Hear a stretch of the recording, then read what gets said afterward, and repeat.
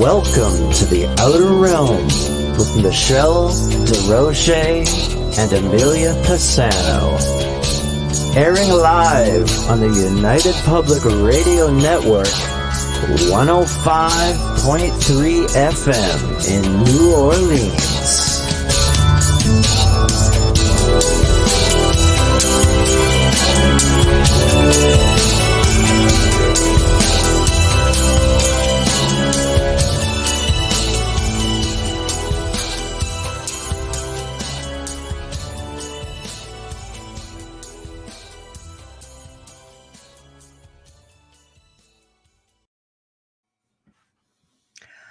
Good evening, everyone. Welcome to the Thursday night segment of the Outer Realm. We are broadcasting live here on the International Public Radio, United Public Radio Network 105.3 FM in beautiful New Orleans. We are fully sponsored by the amazing people over at Folgers Coffee who have been with us since day one. Thank you, Folgers. And Dr. Snick, the sonic surgeon, aka Justin Snicker, who is an award-winning composer of Halloween, horror, sci-fi, and dark wave electronic music, who can be found pretty much anywhere that streams good music. So thank you.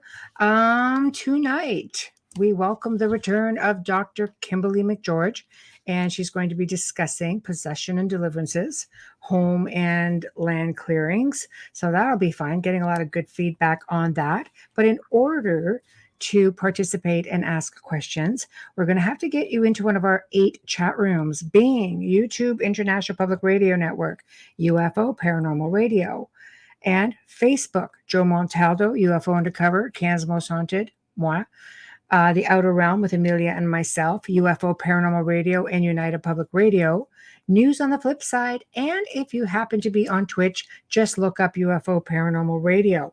Any of those chat rooms will come up to our board right here, and we're going to be able to see it all. Yeah, ain't that cool? So Doreen's first one in line. Hello, ding, ding, ding. Doreen. Way to go, Doreen. So first one in the chat. I think I have our guest last name. Oh, hi, Jeannie. Yes. Looking, everybody's like, yeah, coming on board, which is great. So this is good. Hi, Janie. Yeah, good. It's Thursday. Woo woo. I know, we're almost there.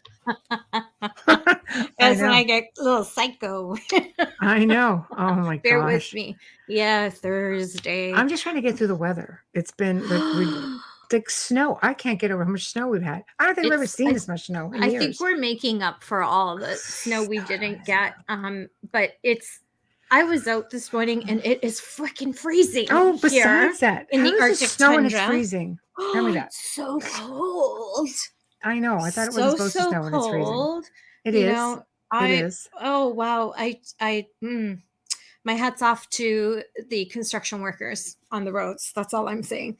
I know why they sell rechargeable heated gloves for people who work outside, because I saw them once online and I'm like, wow, okay.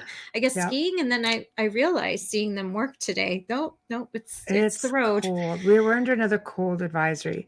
I'm so tired of wind advisories, cold advisories, snow advisories. I hope you guys are bringing your pets in. Hey, Wayne. Hi, Wayne. Referees. Oh, here we go. Referees for the Hamilton White debate. If he wants us, absolutely. Absolutely. We adore him. And I know. We love our temper guys. Yeah. Don't think I didn't message him. Oh. I put that out there as soon as I saw it. I know. And I messaged him and said, make sure you contact Michelle. We've got your back. Perfect. Yep. Mike. Oh, hold on. What do we have here? Cold in Northeast Ohio, 25 degrees. I don't know what that is in Fahrenheit, but it sounds like a burr, because 32 is 0, right? It's a burr. Yes, absolutely. Yeah. Well, we love it too, Wayne. So we'll just have to see what Hamilton wants to do. But on that note, I think we have Sean coming on February, was it 16th? I believe. So I think it's the 16th. So that'll be fun. Live, I believe, from the Sinclair Castle. Castle runes. Yeah, it'll be fun. It'll be fun always. Fingers crossed that goes well. I know. Yeah. I know. That'll be a fun record. But tonight we're getting back into a little bit of paranormal. We don't do as much as we used to do because we have people on, God, all walks of life and really interesting things. But again, we do get a lot of messages and people looking for certain topics and they want to learn certain things. And so Dr. Kimberly McGeorge, who has been on before, and she was just a whole lot of fun, is going to be talking about, again, possessions and deliverances and house clearings, land clearings. I think it's going to be a whole lot of fun. I'm just sending her the link right now as we speak. So you can, oh, hey, Sarah. So you can fire off that bio anytime you want. And we'll wait for her. I'm hello. just going to close up my Miami book. fan. Hello. Yeah. Hi to everybody that I missed it. I'm just trying to catch up right here. Yes. Our guest tonight, as you've heard, we've had her on before. And she's always a pleasure. And I love listening to her, and I could converse with her for hours. Dr. Kimberly McGeorge is an internationally renowned naturopathic doctor, energy healer, remote viewer, paranormal expert, and consciousness teacher. Yes, and we talked about the whole consciousness bit on the last time she was on, and it was really interesting. Oh, bam, bam, bam. Hello. Hi. There she is. How are you? Blurry. I don't know. Why am I so blurry? I don't know. Maybe your lens. That happened to me once. And Michelle's like, just give it a little wipe. I know. It's just that, so it's got a smudge finger on it. Yeah. I have my grimy fingerprints everywhere. No, this is like a brand new computer. That is so weird. Yeah. Did you take the film off? Yes. That would be weird. I've done that. Oh no! Wait a minute. Can you imagine? Yeah, that would be funny. If it's that new, that would be funny. I'm so blurry. That is so weird. I just taught a class that I wasn't blurry. I don't know. Do you want to give it a paranormal thing? Hey, can I leave and come back in? Can I leave and wipe it off? I want to go get a. Yeah, do you want to do that? Do you want to you can log out and come back with the same link if you want to really. So I can leave this video and then get back in with the same way with the same link. Yeah. I want to be a real person, not a fuzzy person. Yeah, that's okay. I just get the Windex out or something. Okay, I'll be back. Maybe this might be a really weird paranormal thing. Who knows? It might be. We'll take you blurry if that's the only way we can get you. Okay, well, let me try to be non-blurry, sweethearts, and I'll be right back. Okay, thanks, Kimberly. Sarah Burbank writes, watching and listening almost a year now. Love you, ladies. You're fun. Oh, thank you. We love you. Thank you for supporting us and being here. And hi, Jessica. Yeah, I know we are fun always. We're dang fun. But everybody wants to hang out with us, and we're not as much fun in person. But figure yourself, man. I'm a freaking riot. I might be a little grumpy. She's never grumpy. She's such a liar. She's not grumpy. When she's out, she's happy. Talk to Wayne. That's because you're in the house. It depends what I'm doing. I spent the entire day today researching for the Saturday show. That's right.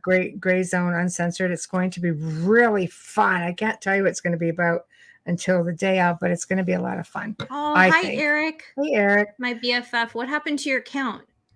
He had to recover his count. I don't know. I've seen Michelle in person. She's fine, right? Tamara, she's never grumpy. I don't know what she's talking about. I know. Wait, is she holding a Caesar in her hand? Just gotta. No. I do that in the comfort of my own home. So, but a lot of really good research today. So, Wayne. Sorry, I have to get Wayne's comment before you were on here. I could hear the trumpet with that comment since before you were on here. What exactly have you been watching? Okay. Yes, no food involved. Okay. Yeah. See, that's the magic. I feed her. This is also true. Oh my God. But like I said, it depends what I'm doing. Okay, here we go. Back and none such. Let's try this again. All right. There we Much go. better. Oh, the puppets are back here too. This Oh, look at the little Muppets in the back. is nice. I know. They want to That join was in. so on the- weird. I guess it was, I got a little bit of like Windex and cleaned it. So Give it a good. sorry. You know Yeah. what? I get my fingerprints all over everything constantly. It's just crazy. And I'm like, really? Are my hands, I guess because they're warm? I would never make a good criminal because I leave my fingerprints everywhere. They're like a sticky fingers. You girls look so beautiful tonight. Oh gosh, thank you. You do. Yeah, thank you. You know, Oh just my gosh. throw something together. Thursday. And get on the air. It's like, yeah, you're almost to the weekend. So it's like, whatever goes. I'll grab this shirt, grab these pants, whatever works. Give it a little bit of a.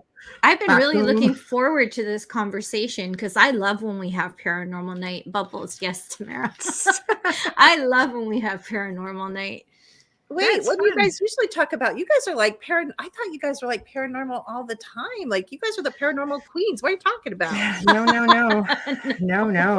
Actually, I know that's a misconception. I've been in the paranormal field for like almost 20 years. I know. But no, I think this paranormal probably comes up about 30% of the time in the show. We do, you know, it sounds so wrong. I was going to say we do people from all walks of life.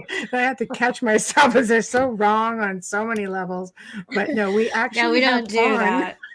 we have on people from so many different things, you know, Oh, archaeology, doctors, Oh, I near-death love that. Okay. experiences, and people like yourself talking about consciousness and Wonderful. ufology and crypto and Yeah. we do mix it up a bit. Oh, mix it up a heck of a whole we lot. Tamara. personally are paranormal. We're very abnormal and unexplainable, but This is true too. Yes. try I to know. explain remote viewing to someone who doesn't know. They never get the concept. Tell me the truth. You do it.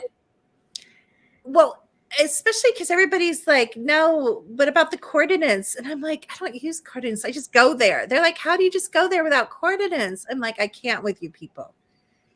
Like you've done it since you were here. Like you can't explain it. Like, how do you explain it? You know what I mean? You just go there. But they're like, oh, I'm like, I don't know. I didn't know either. I didn't know until I started working for someone who was running a group for missing children. And I said, oh, can I take your remote viewing course? And he said, honey, you are a remote viewer. I'm like, what? What are you talking about? I didn't realize that the way I was reading. Oh, you didn't realize No, I had no clue. I always thought it because I was always told that it's a concept that you have to learn and it's a government program and they give you these numbers. No one ever said to me, this is something, you know, that can happen naturally. And I had no idea. So that's why I love you here because you're a natural. I guess like I didn't even know. Well, you know, when you do it, like when you're 5, you don't know it's called remote viewing. You just do it. And then I found out there's even this other thing, and they call it like bilocation or trilocation, or you can like send your consciousness out, and you can be like right now I can go tell you, you know, like go to my kids and tell you like what they're doing and where they are and like what's going on, like, and still be here with you. It's like the most bizarre thing. Right. No, I've heard of that. Like I can always tell if somebody taps in. Can you? Oh yeah. Absolutely. I get very belligerent. It's like, Wayne will be sitting there going, you know what's interesting? I'm going to ask you girls about this, about remote viewing. So ask her. when you're a good remote viewer, you can go anywhere, anytime, any place, past, present, future, outside the game, inside the game, whatever. But there's a lot of places that I come up and do a hard stop. Like I'm like, oh, I don't want to view these guys doing this and interact with these beings in this place. And I'm like, I like back out real quick. I'm like, no, I'm not looking. I promise I'm not looking. But once they see you, I know. You need a team. Michelle and I connect together. So you need someone to have your back and you need someone to work with you. That's a good point. That's Yeah. the I'm not key. used to that because I've just I could tap into her, like I can even like I can hear and feel her heart. Oh my Like God. I tap right in. Like It's when very- I go places, I just somehow I could just get taken there. I don't view, but I could get taken there, and I just seem to know what I'm supposed to do. It's really, really strange. But we're with her, because we've been working together the last 2.5 years. I'll say to her, "Don't you do that," and she'll be just like, "I'm like, don't you do that?" I start laughing actually, or I'll say, "Go left or go right," or I pick this up over here, and because realistically, I can almost just tap into her senses. So it's just really different. But Michelle allows me to go further because I trust her and I know she has my back. So she sees what I can't see behind me. I don't have eyes in the back of my head. Although when you're a remote viewer, it's like a 360 kind of view of a room. It's still, you need someone to feel and pick up on the energies around you. We work as a team. We don't work well alone. We work well alone, but we work incredibly well together. And we work with others beyond the veil also. But it's just like she feels edgy to me, I can tell, and I can say, no, don't do that, or bring in this or bring in that, and work from that perspective. So she's completely safe at all times. Now, do both of you talk to like human discarnates? I mean, people call them ghosts. I call them human discarnates. But do both of you do beyond the veil work? Both of you? I've primarily in the last couple of decades worked with malevolent energies. Can I? Really? I have, but she's the Bubbles, get in there, see what it wants, or he or she, whatever. Yeah. I work mostly with entities. I get to talk to the human spirits. Yeah.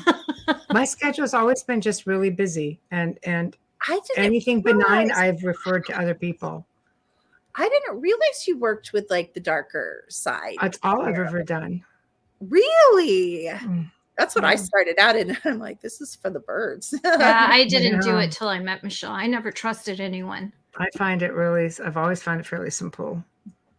But I also work with people's mindsets and such too. I believe that you almost have to become a teacher when you work with someone, because it really depends on what's going on up here. You can change the whole outcome so easily just by reframing the thinking and putting them in control. Okay, I'm just hearing bells and it's like, cool. Keep your crap to yourself. I don't want anything over here. I already have enough. Southern King.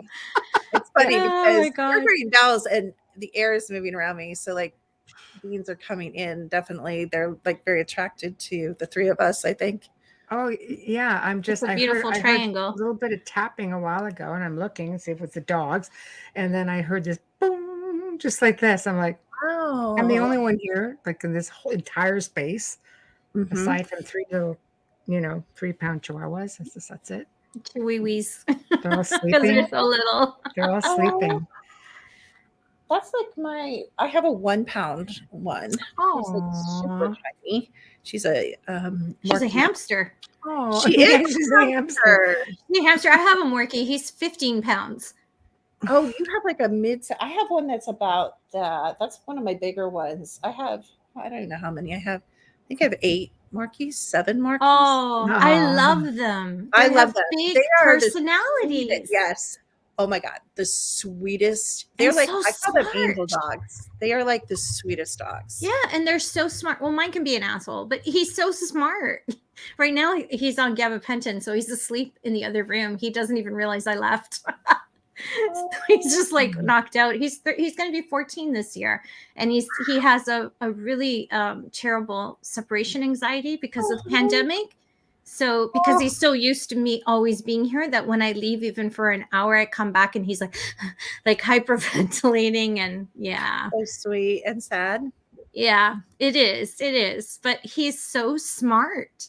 I love him, and so intuitive. They are. They're awesome. I love them. Animals, natural psychics. What can you do? So mine will watch things come in and out and sleep through all of it. Oh, thanks. Wow. Thanks for letting me know. Yeah. I have one of mine all the time. So like if one of the times I had the Ovilus on, I don't know why I left the Ovilus on, and it was night, and she woke me up barking. And then the Ovilus said, after all the barking and the spirit stuff subsided, the Ovilus said, thank her. Wow. Wow. I thought that was There we so go. cool. Yeah. Oh my gosh. No, it's awesome. They really are intuitive. When people will message and say, "I think there's something in the house," I'll say, "Do you have a pet?" And they'll say, "Yes." I'll say, "Follow their lead," because they will pick up on it. I've known researchers who've taken dogs on investigations with them because the dogs just right away, bing, and most of the time they're correct. But what I don't like about it is the fact that things can attach to animals and animals Yes. can't speak. Yes. So they're the most vulnerable, just like little children who can't speak or communicate what's going on. It's just as bad for pets and animals because Great they point. can't tell you there's something wrong. And if That's you're not in tune with your pet, point. you wouldn't know that the behavior has changed. Mm. Or it might just seem off. Oh, what's wrong with you? Bad food, bad night, not enough sleep. They don't realize that there's something maybe more. Right. So that's where it gets a bit weird with people who want to bring their pets into certain locations and such. Yeah, that's a really good Wow. point. Mm. I never thought about that. I've seen that with one program, and I won't mention what program it is, but he brought his dog in more than once. I Oh. won't because we're friends on Facebook, but I never thought anything of it because it was a really big dog, right? Oh, wow. And But I didn't still, think anything of it because it was a shepherd, and I'm like, oh, okay, it's like a police. They're so smart when it comes to sensing and picking up things. But that's a good point. well, yeah, I mean, what do you do? Not Yeah. that dog will come out and tell you, hey, there's a problem. I've seen animals who have been, happened to a family member's cat actually, and the cat's eyes went completely black and dove for her. I mean, I caught her midair, and I brought her down to the ground, and I held her down, but I knew, and then all of a sudden her eyes went back to her, like her normal color, to the green, and I'm like, wow. But I mean, this cat came out of nowhere and dove at her head, and while she's standing up. That's scary. Yeah. Since when do cats fly? This Cats cat are came amazing out- creatures. Cats fly with no possess. I know. I fly too. I know. I love it. It was a bit unnerving, just to watch it all in action. It was just like so unexpected. I'm sitting here, we're having a conversation, and all of a sudden I just turn around. This cat is airborne. And I mean, I caught her this far from her head. I just, and I was just like, geez, that was just insane. Yeah, the cat someone was else would have zoned right out. swatted it instead of held it. Someone else might have, Yeah. Oh yeah, no. Depends on the As soon as I got my hands on it and I looked into its, oh yeah, I'm just like, I don't think so. Yeah. That was just it. This Again, is not going to be a intention. thing tonight. Intention and mindset. Exactly. My intention That's was. a good example. Yeah. It isn't going to get, you know what? And I've been guilty of this, I guess, my whole career.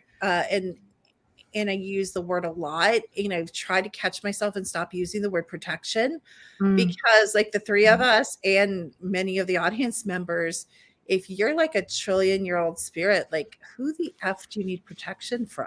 Like, you're older than all the entities and beings and corporations and, discarnates and whatever's coming against you.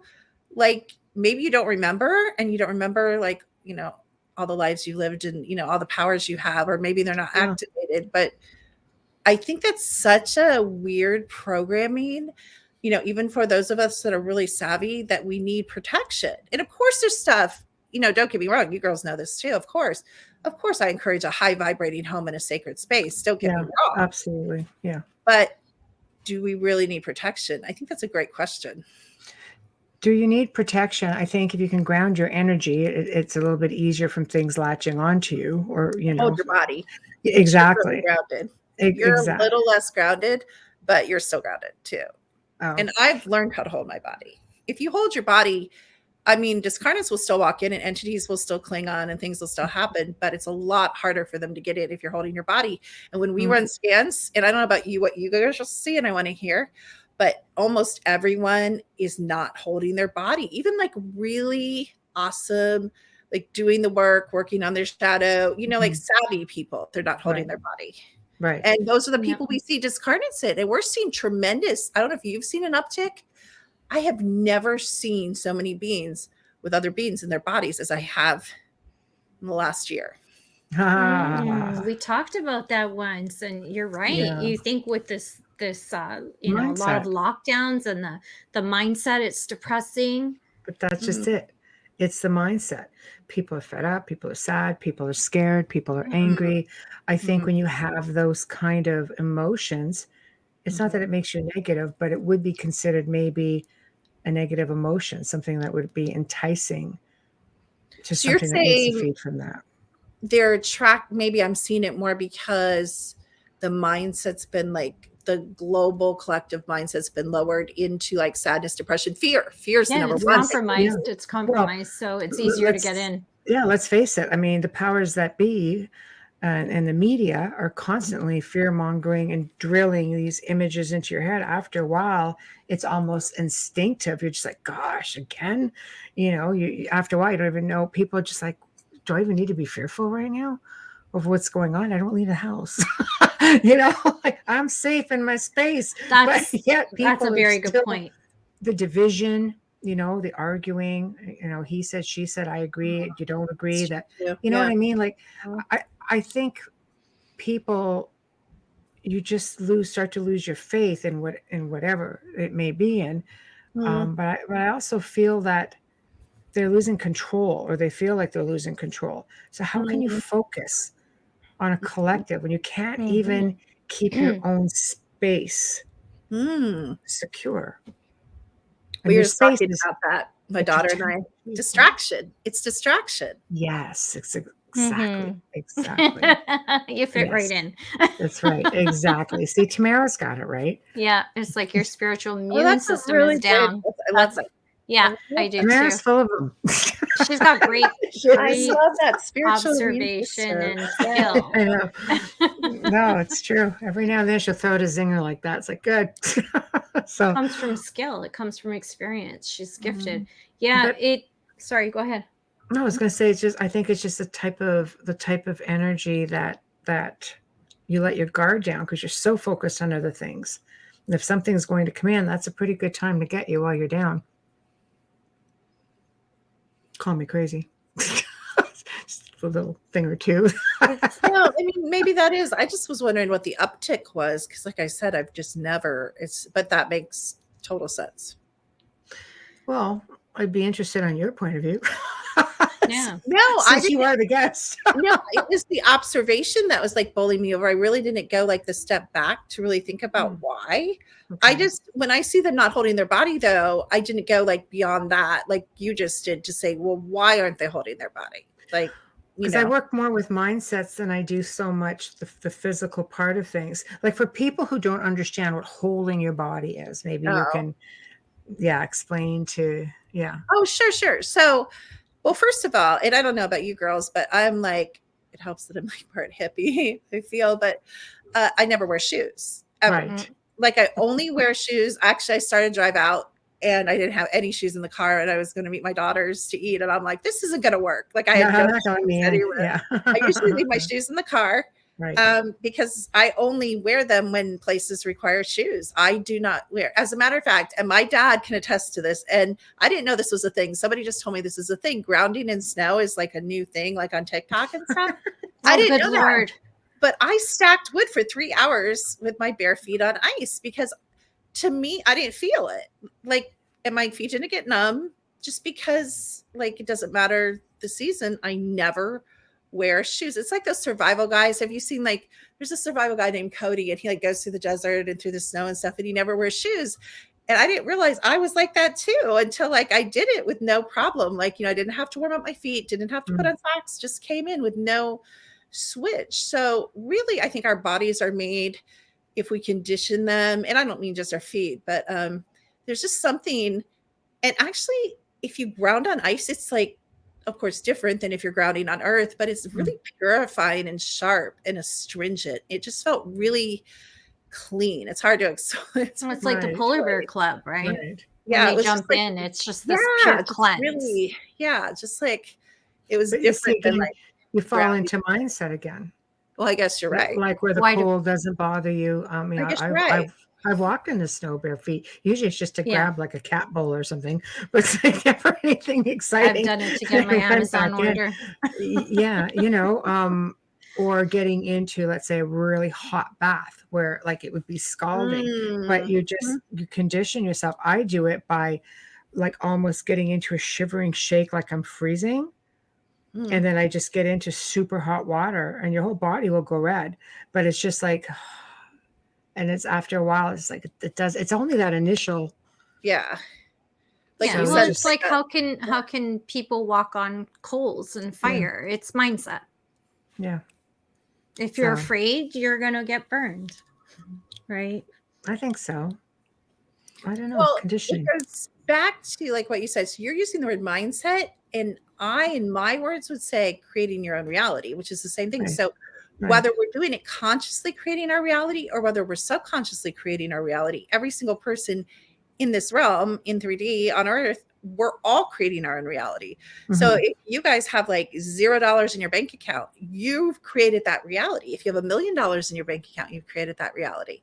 If you have a beautiful, peaceful home in a peaceful place, you've created that reality. If you're living in a falling down apartment, you've created that reality. But very few people want to take that responsibility for their beliefs, for their programming. Right. And then very few want to take action.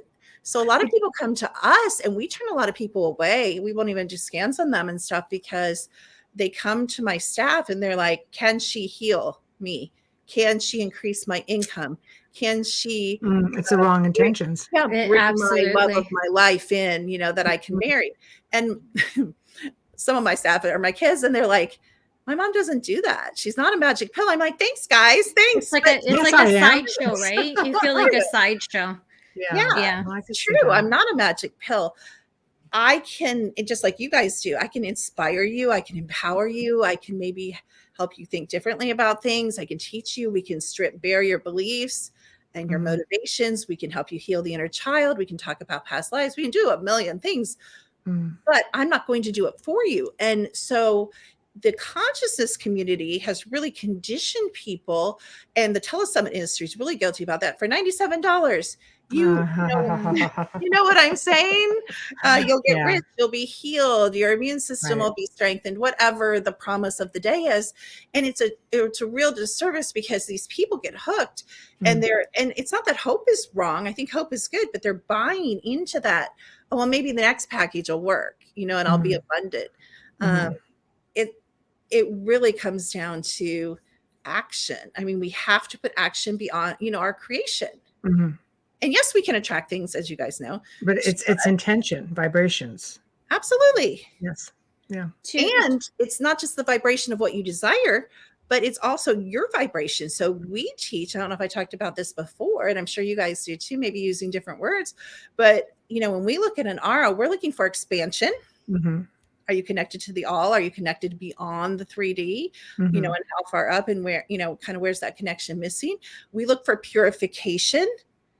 Is there darkness? Is there shadow? Is there density? Is there toxicity? We look for integration. Are you bringing all of you in a powerful, potent package to what you're desiring, kind of like an arrow point? Or are you scattered in your altars? Or do you so we look for those things. But that's a perfect word, scattered, because when when you were explaining it, you're seeing more, disembodied incarnates into the other physicals. Maybe that's the word to use, is people and their energy, mindsets, everything. They are simply just scattered. It's pretty confusing out there for a lot of people.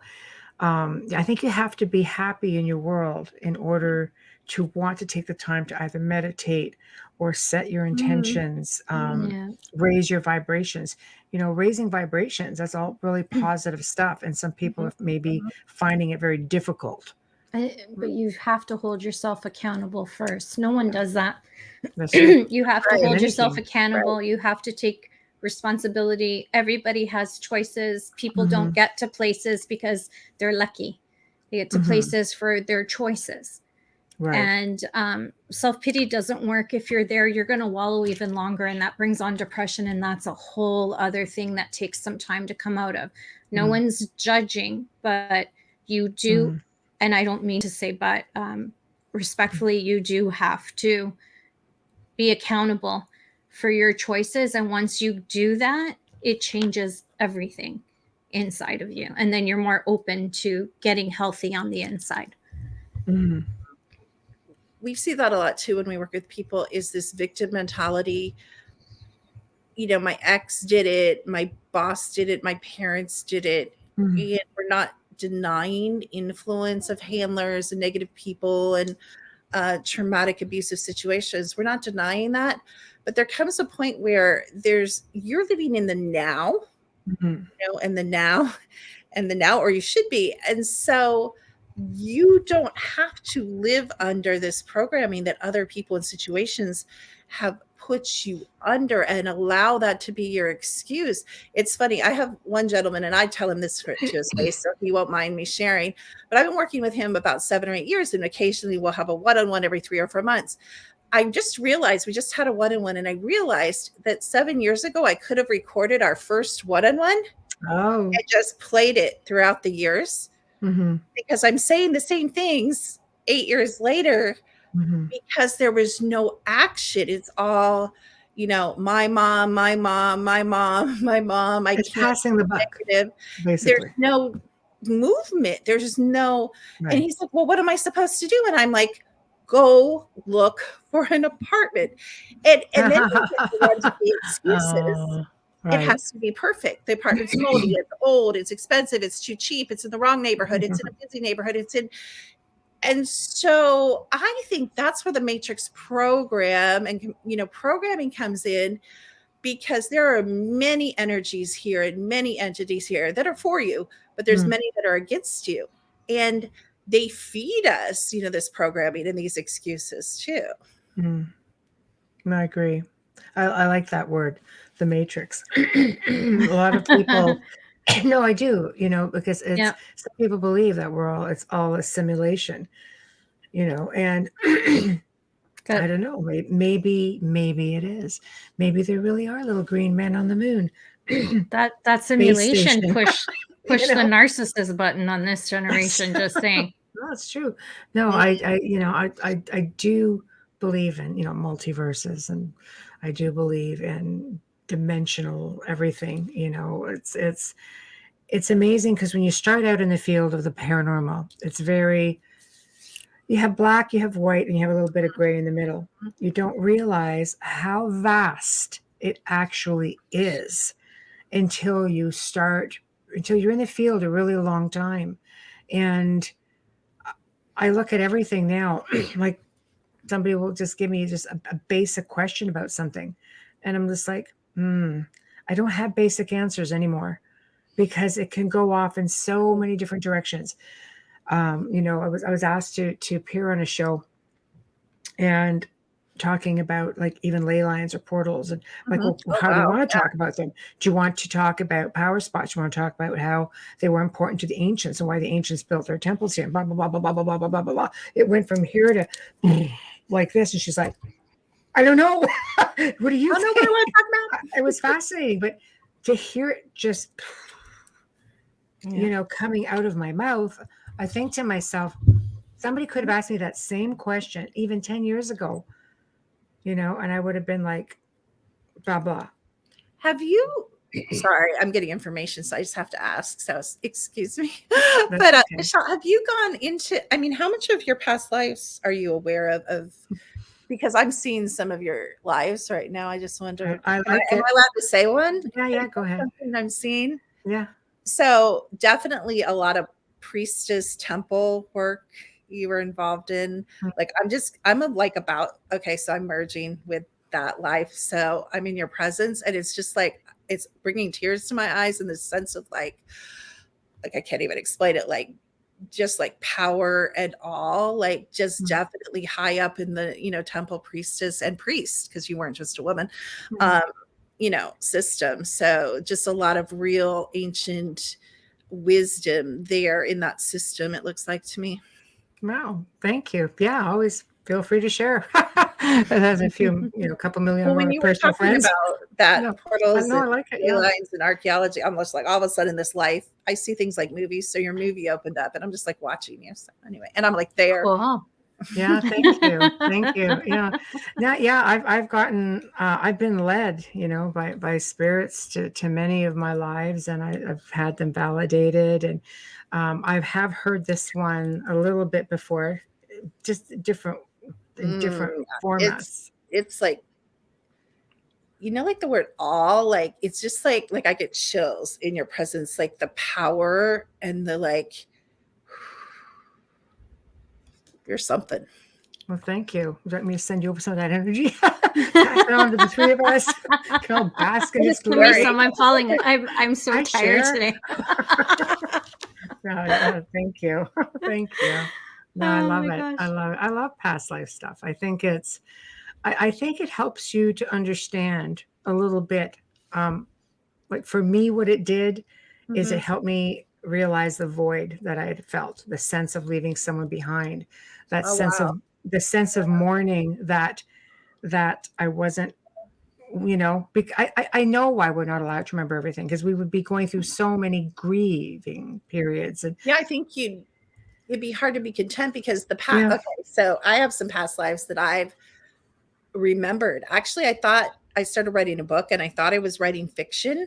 Oh, And then more memory came in and I realized I wasn't writing fiction. I was writing my life, which is bizarre when you realize I that. love it. I love it. But it's a Southern Belle, like 1800s type of life. And it's like super just amazing. And even now, there's a grief for some of those relationships of those people, like you're talking about. So I think if we remembered trillions or millions or thousands of years, the grief would be almost too overwhelming to even be here now and focus on our relationships and our, Mhm. why we're here now. Because Mhm. even that small amount, I don't know about you guys, of memory I have, like there's this yearning and this longing for the depth Always. of that relationship. Always. I've had past life people come through, even like through spirit boxes and things like that, and Neat. answered so many questions that I was able, it put me at peace. But then again, you go through a different sense of mourning, Yeah. and then you come out of it again. It's very hard to explain it all. But I don't know. I love getting the tidbits. So thank you. And it's neat because, and I have chills right now, but we're eternal beings, but everything here kind of like pushes us down into like the quicksand of daily life, like paying the Yes. electric bill and like my refrigerator is empty and my dog needs to go to the vet. It's like, and I'm tired and the house needs clean. Like there's so much distraction here. It's just really super challenging, sometimes to Mhm. remember that we're these eternal beings and that this life is not all there is. We're And that, just on a human journey. yeah, That's it. Yeah. but that Right. outside of here, there's everything, there's all possibility.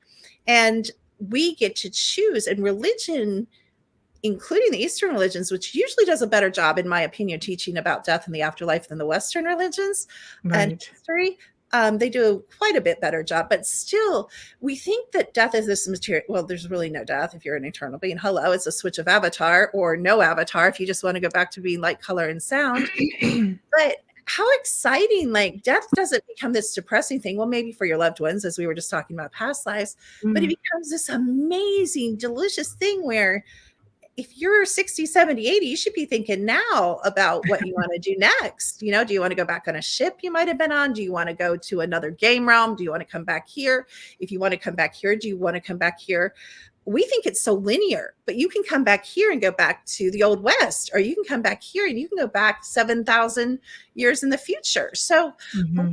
taught this, that we control everything. Mhm.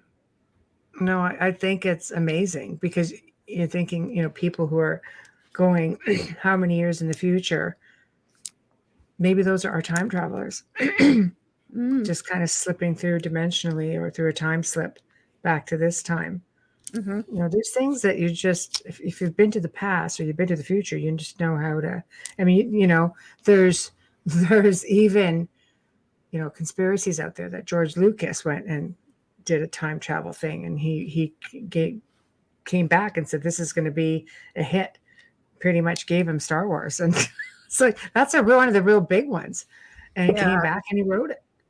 Star Wars is a time travel thing? I've never seen these movies. I'm like the worst. George Lucas was said to have.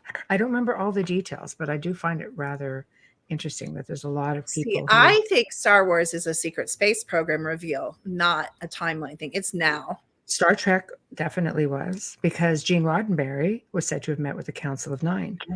And they instructed him to show people what was out there, and they would come back after so many years, and they are said to be back. But of course, Gene didn't survive to this point. But I think he did an amazing, Star Trek. You look at it now. I always say Star Trek is fact. Star Wars is fact. Stargate is a fact. All the Expanse is fact. I mean, all of these shows and movies. The Council of Nine. They live in a void. Sounds like the cue to me. I wonder why I have such a hatred for, like, I don't have an interest in them at all. I wonder why. I think I'm one of the few in this field that has never seen Star Wars. I've never watched Star Trek. I dig stuff like that. Yeah, I don't know why I don't enjoy it.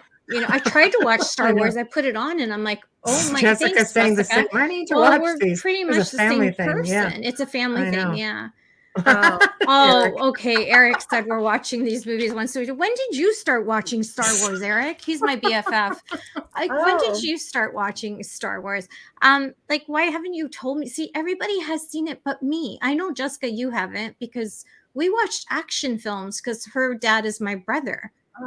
And I never enjoyed that kind of stuff, but I love anything to do with Amelia Wayne. You don't like space stuff or aliens. That's true. I don't. See, well, my comfort level is very different, like a lot of different things. Yeah. My sense of adventure, I always say, it comes from way back. Let me tell you guys a fact that will blow your mind. It's just a fact, 100% fact. All right. This is going to blow your mind. Okay. Every single Hilton hotel has a jump room or a jump room floor in it. Why?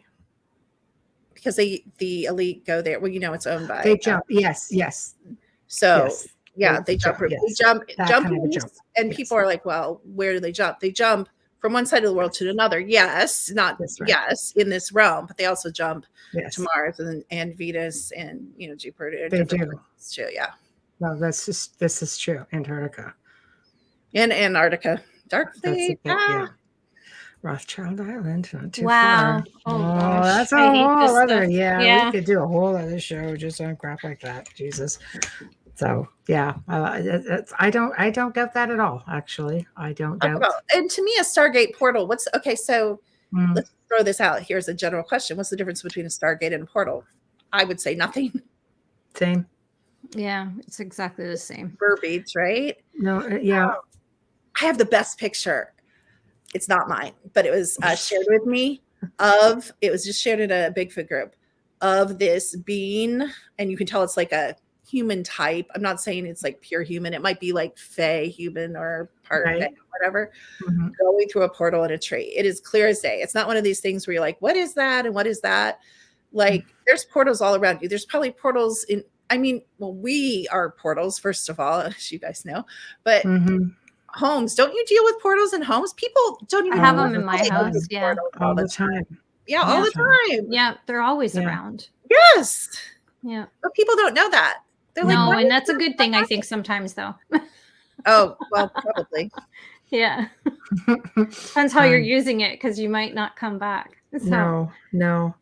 So I guess we should probably touch on a little bit of this darker stuff and bounce around a bit.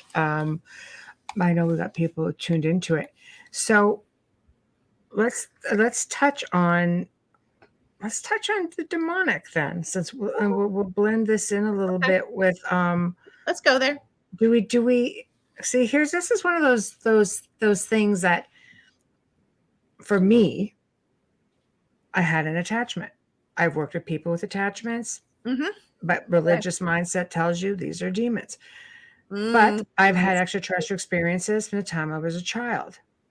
Did I have a reptilian, a draconian, or did I have a demonic?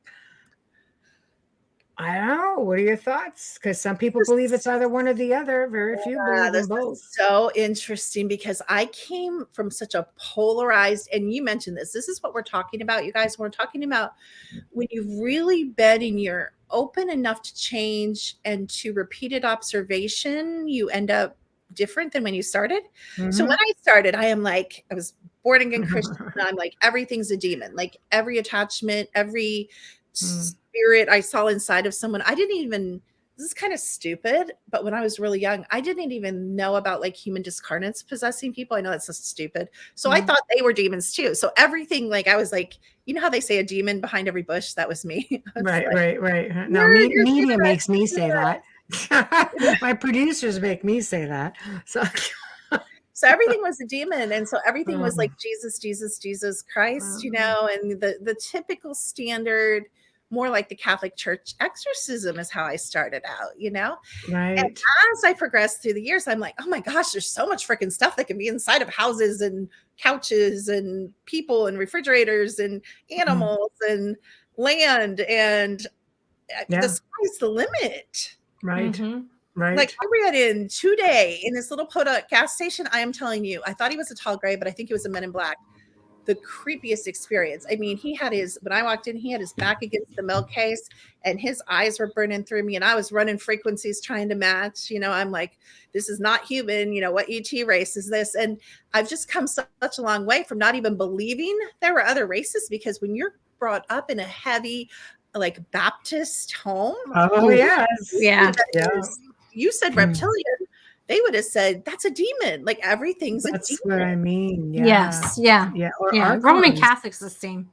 Or archons. Even the Gnostics spoke of archons. These beings above that could manipulate your thought process and your emotions and your vibrations and your frequencies without even stepping foot on the planet.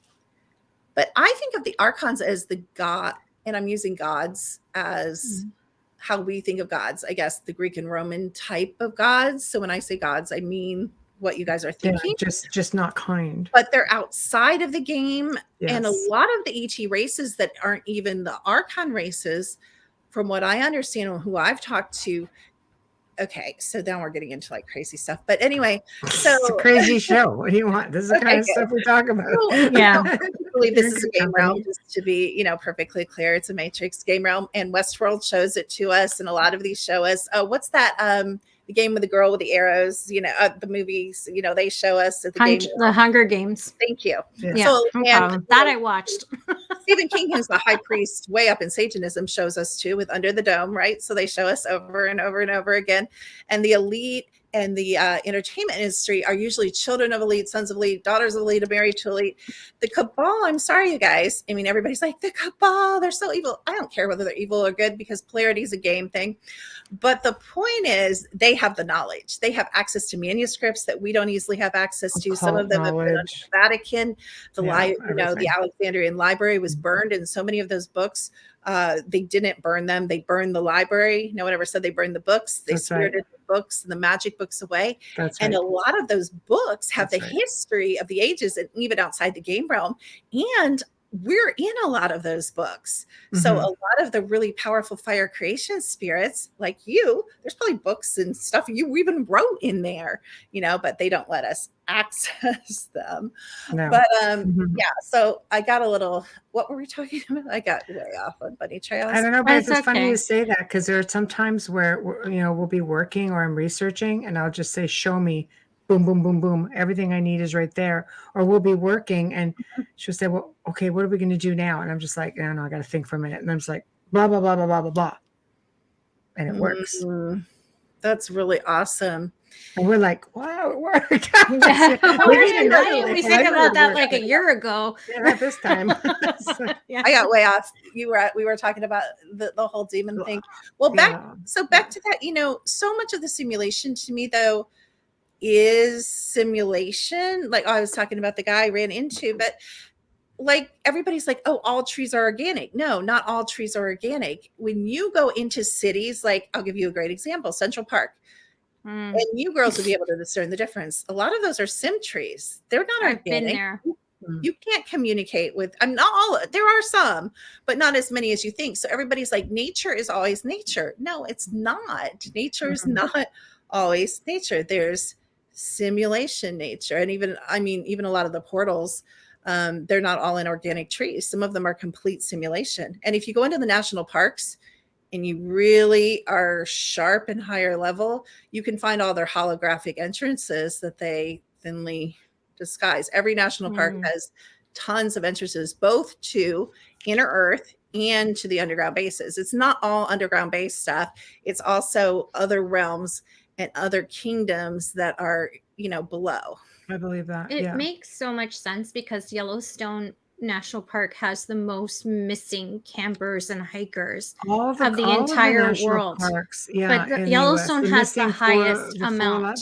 And they've closed off areas because of it. So that just fits like right in front of you. Yeah. And I think this is my theory. And maybe it's someone else's theory too. So I'm not saying no one else has ever said this, but this is my personal theory that I haven't heard a lot anyway. I think every national park is a national park to protect the magical, mystical races they don't want us to run into, like the dogmen, the Bigfoot, the Fae, the little people, the trolls, the gnomes. They need a place, right? And I think it's to I know it doesn't make sense because you're like, well, people go there, but it's such a vast area. And I think sometimes it gets out of control. I think they have agreements with some of these beings, like you stay in the caves, but then what do we do when a human crawls 7 miles into a cave? You can't really say it's the beings' fault when we're you're in their territory. I agree with you. And I mean, a lot of the indigenous cultures speak of that, like the Hopi with the ant people that live under the ground. Many of the indigenous cultures all over the world speak of subterranean worlds. My daughter in North Carolina, little people are big, and I actually have some great pictures of little people on my property. But she went to Western for a while until I let her come home because she's like, this is just not my thing. But they actually have tunnels that they've closed off under the whole campus that are like this tall. Wow. Oh. Little tunnels for little people. All over the whole town, like vast. We're talking vast tunnel systems that are like this tall, and they closed up a lot of little people. Little puckwedgies. Exactly. She just loves that word. She needs a place to put it. No, they're exactly. Well, yeah, and people use that term loosely. So some people call little furry Sasquatch little people. I just had to say it because I love the word. It's and I had a guest. New word. We had a guest on a few weeks ago. Puckwedgie. She just loves saying it. I heard that word, but I don't know what that means. What does that mean? The little people. It's a little puckwedgies out in like Massachusetts area, East Coast, United States. Oh, that's what they call them. Puckwedgies. Little people. As a matter of fact, my security system picked it up and woke me out of a sleep. And I looked on the alert because it's like person on your side yard or driveway or whatever. And I look and there's this person and I took pictures and everything and I have them. And I called the security system and I said, how do you identify a person? Like when you say person versus movement or whatever, they said it's proportion head to shoulders to have like a range of proportion. Right. And so I said, so if I show you a picture, and they'll say, well, we don't know what that is, but it's proportionate person. So when I say little person, I don't mean like fuzzy little Sasquatch, which a lot of people call a little person. I mean, just like us wearing clothes. Right. Just little. Kind of like Honey, I Shrunk the Kids thing. Yes, exactly. That's interesting. Like there are stories of little people who don't resemble quite these little people dressed the way you're describing, who have kidnapped like people our size. People gone missing. Kid you not. I come across all kinds of freaking research. Since I know they're around here. I'm like, maybe we need to make a new deal. No, they were cool. Yeah, I don't know. To say we're here. welcome. And I always have, this is my agreement with all the beings on my property, because I live on a habitation site. I say, I will not hurt you if you do not hurt me. I will respect your areas if you respect my areas. I will not destroy your home if you do not destroy my home or harass my dogs. I make that agreement. And it, for the most part, except for a few prowling things that come through, it works out pretty well. Sounds like the elementals with us. Yeah. Elementals though, but we know how to keep them pretty content. And I only found that out from a elderly friend of mine who came to me quite a while ago, as I was asked to look at him as being someone who needed assistance from darker energies. And the woman who contacted me was his assistant, and she goes, he's a gift to the world will lose a gift when he passes. And I was just like, okay.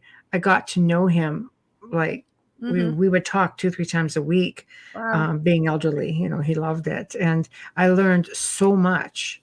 And he helped me, on other cases just by randomly saying, the first case was, I said to him, I says, he goes, what's up with this?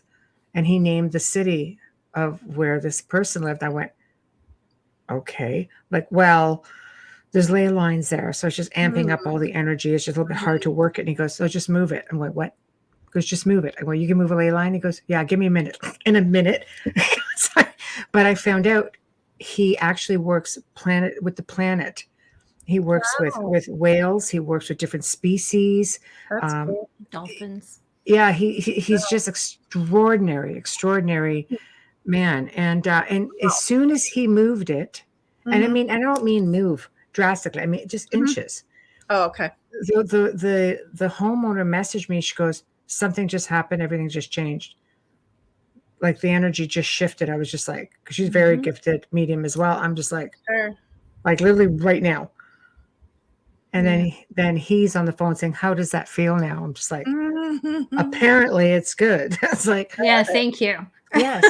And of course he cued me saying, this is how you deal with elemental spirits. This is what they do. This is what they're about. This is what they like. This is what they don't like. And as soon as we applied that, it was a game changer wherever we found them. Absolutely. Oh my gosh. Major no more game interference. No more, happier. Well, yeah. They used to be one mischievous, like Faye. Like they used to be so difficult, go into homes and, Really? mess with everything, the energy, the people, everything. And then when he taught us that, it was a huge game changer for all of us, not just us, but also the people seeking help. Yeah. I know, but if I've learned anything in this field, I've learned that there are extraordinary people who do extraordinary things. And I've had the pleasure of working with many through the years. I have the honor of knowing many, such as yourself also. And I realize that, my gosh, we really are a grain of sand on a very big beach, and people can do phenomenal things. Just because you don't hear about it doesn't make it not so. And even those of you that are saying, not me, my psychic abilities are not activated. I could never do that. I could never see that. I could never move that. I could never do that. That's untrue. Anyone that is not an empty vessel, which there are empty vessels, but anyone who has a part of the all can do anything we're talking about here. I agree. I agree with you 100%. Just to get to some of the questions. Oh, yeah. Okay. Hold on. Oh, no, he's still alive. No, he's still with us. The man he's you're talking well. about. Yeah. Expanding on elementals. Do you want to take that one, and I give my 2 cents after? No, why don't you start and I'll chime in if I have something to say. Okay. Well, basically elementals, they can be real mean little buggers. So we've seen them just tear through houses, create a lot of havoc, cause a lot of upheaval in your space. And they are just like they sound, elementals: earth, wind, water, right? Fire, earth, everything fire. And he said they love light. they stay in the trees. And if the trees aren't happy, if things are draining energy from the trees, then they're going to go and look for it elsewhere, and they're going to be miserable. And we started paying more attention to that.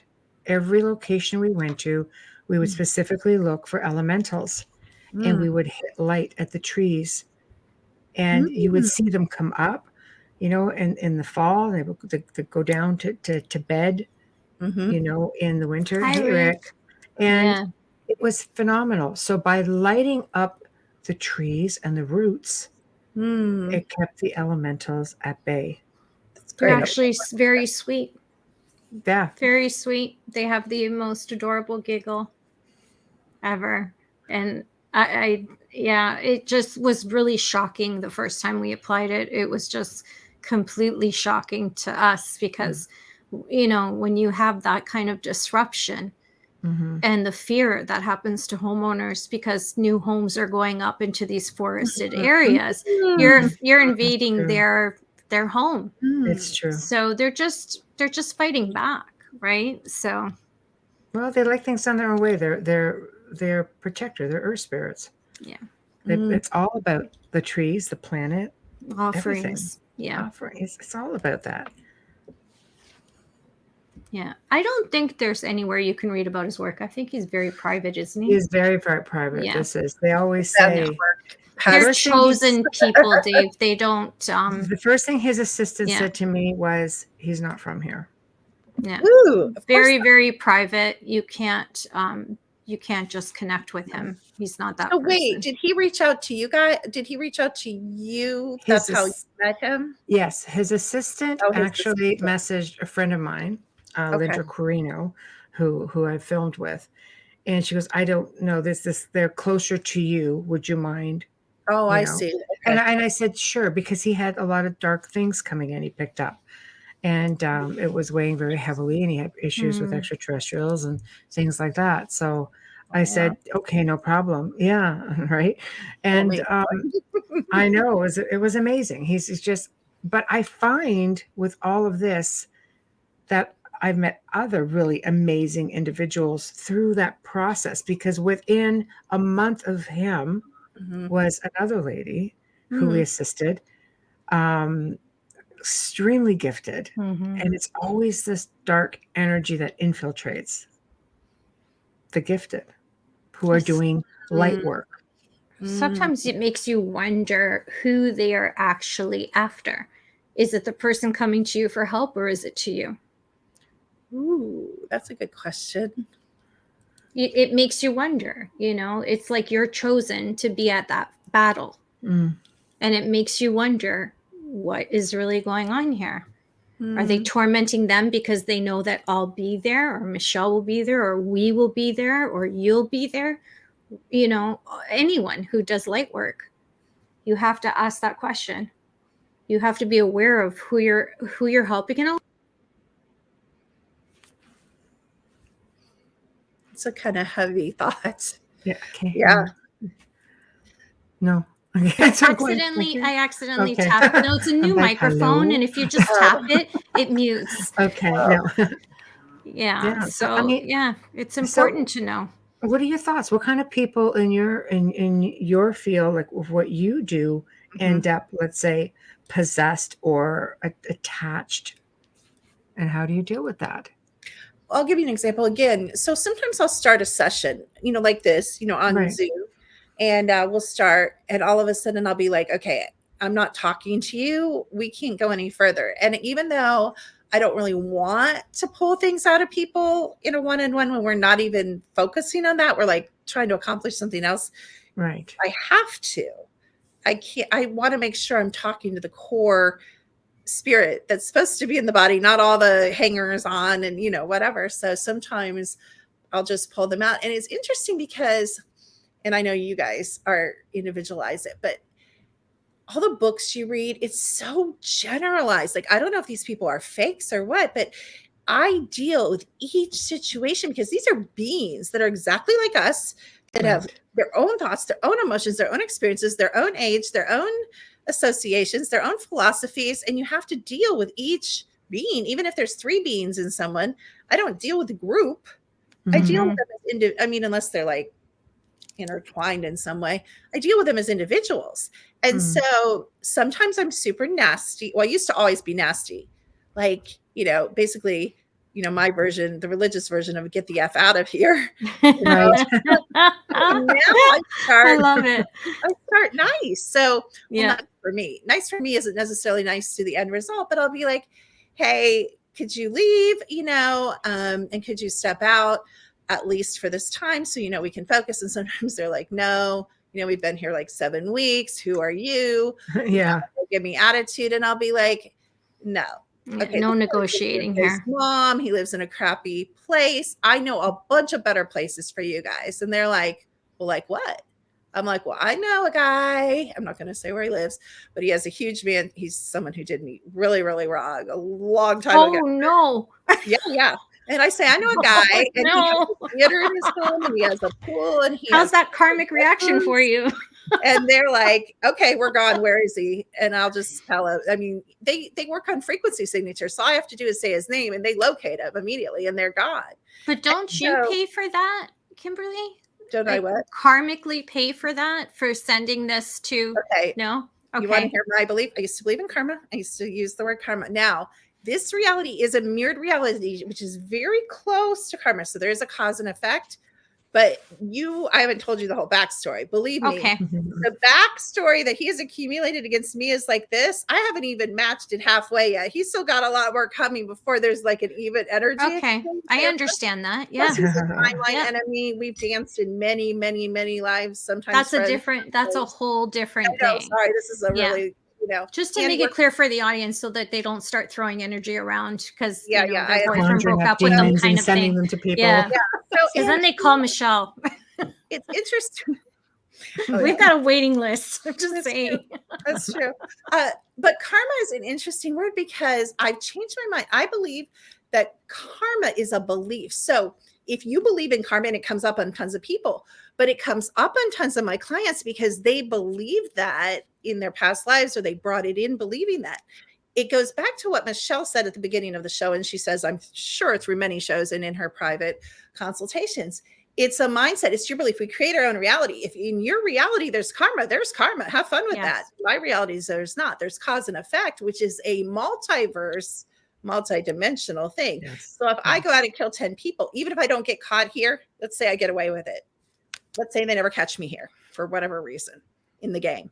But that will come around in some way in the same intensity as I dealt it out here because it's a lower frequency action. So eventually that mirror will slam me with that same frequency. So do I believe in karma? If you want to call that karma, but karma has a heavy negative. Even if you say it, it just has this heaviness to it that I think we've been programmed to be under. I'm not under anything. I'm free as a bird.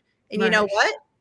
If you're going to come against me, I have a multiverse right to meet you with that energy exchange. I love it. Everybody here really love it. Kimberly says no karma. Eric said he has a few names. No, Eric. And that's a rare view because definitely everybody talks about karma. And again, I want to be clear. I do agree in cause and effect, which is it's kind of a different frequency though, if you kind of dig into it. Right. Can you help Wayne then? Because Wayne says I suffer from instant karma. He's got the worst luck. I would say no, but you know what? He's the nicest guy. That's why he never releases anything. I would say he's a light being. He is. Well, no, I'll tell you what his problem is. I see it. Do you want to know? Yep. Yeah. Do you want to know what? Yes. Wait. To know. Of course, he wants to know. Does he want to know? I don't want to. Okay, I want to make sure before we. Did he say yes? Yes. Okay. He has a savior implant. He has a what? Savior implant. Yeah. He does. He's a white knight. So he's carrying others. I can see them. He's carrying, oh my gosh, so long, way before this life. Wow. Whew. There we go. Sorry, I have to unmerge from him because he's carrying way too much. Okay, now I feel left out. Why? Because I want to be read. Oh, I will. But you're so, okay. Can I say, okay, so can I You say can say anything. Okay. Yeah. So We're Michelle. Yeah. Go ahead. I want to know more about No. bubbles. First, I'm With going 3 to do a million little other comparison people. here. Okay. So Michelle is. I'm getting to you, but I'm going to do it in a comparison way. Michelle is chosen to be in the game. We'll just talk about the game. We won't talk about before the game because she's ancient. In the game, Earth, previous incarnations, Michelle hasn't just played light, let's say.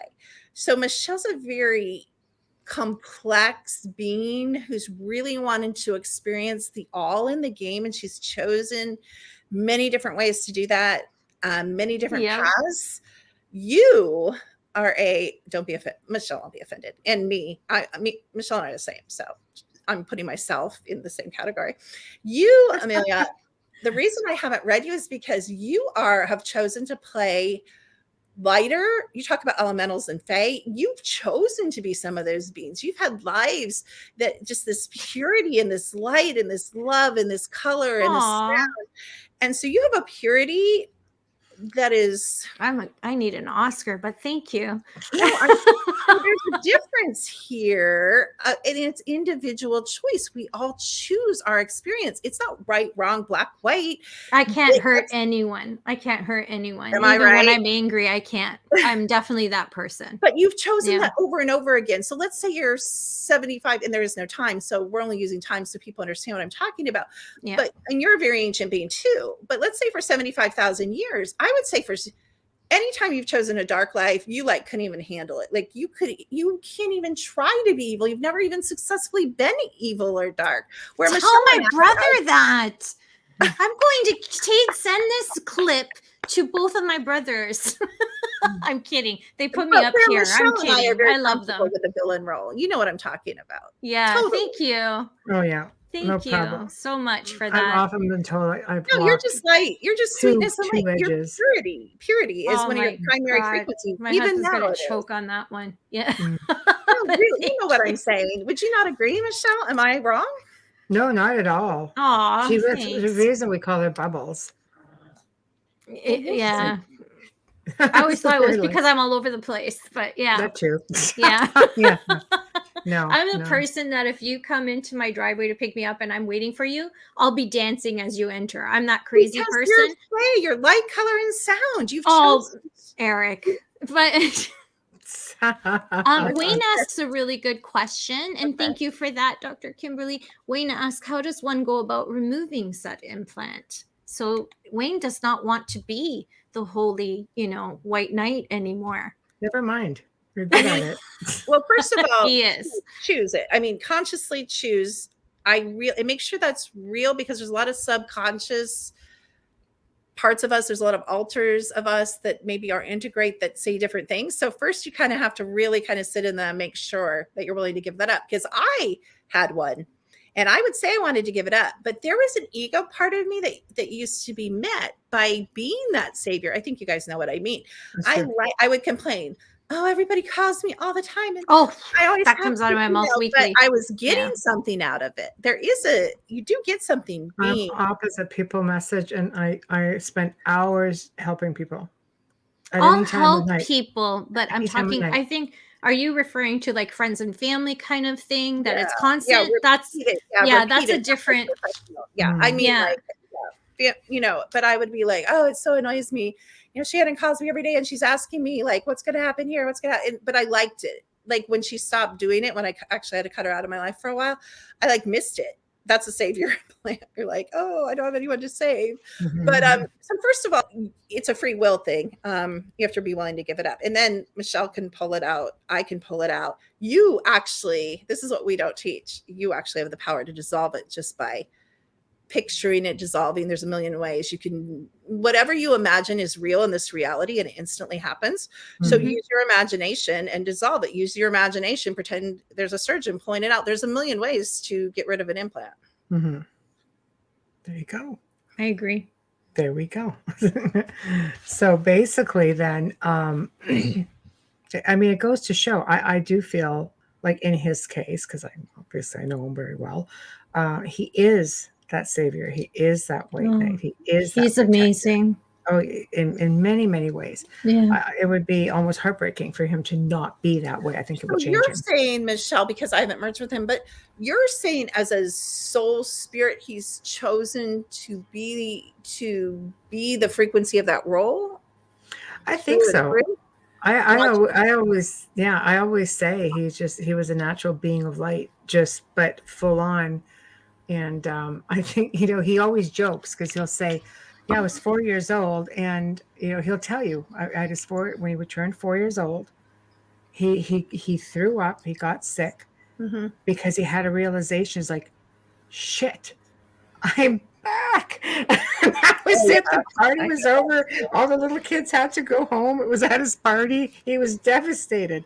And Yeah. I'm like, that Been is there. deep for that age, man. Absolutely. I keep saying I'm not going back to high school. He says the same. Orange pop and potatoes, that'll do it. But he still drinks orange pop and eats potatoes, so it hasn't changed that much. Mhm. But wow, that's an incredible experience. Yeah. So I don't know. I think it differs, for everyone. I think the longer you have been, the older you are, I think it becomes very, very easily. Working with darkness to me has never been a challenge. I've never found it to be difficult. I hope no one's offended when I say this, but I just have to say that's because you are darkness. You're the all. You're darkness, you're light, you're everything. And you hold it within you in the now because of your frequency and the dimensions that you are and hold. So Mm. it's you. Why would it bother you? Your light, your darkness, True. your all. That's true. Yeah. No, thank you. Yeah. I've had people worded differently. You walk both sides. I had a medium, an artist when I was in Lilydale, and she painted a double tree, That's a tree in cool. the bottom, a tree in the top. She goes, you have two lives.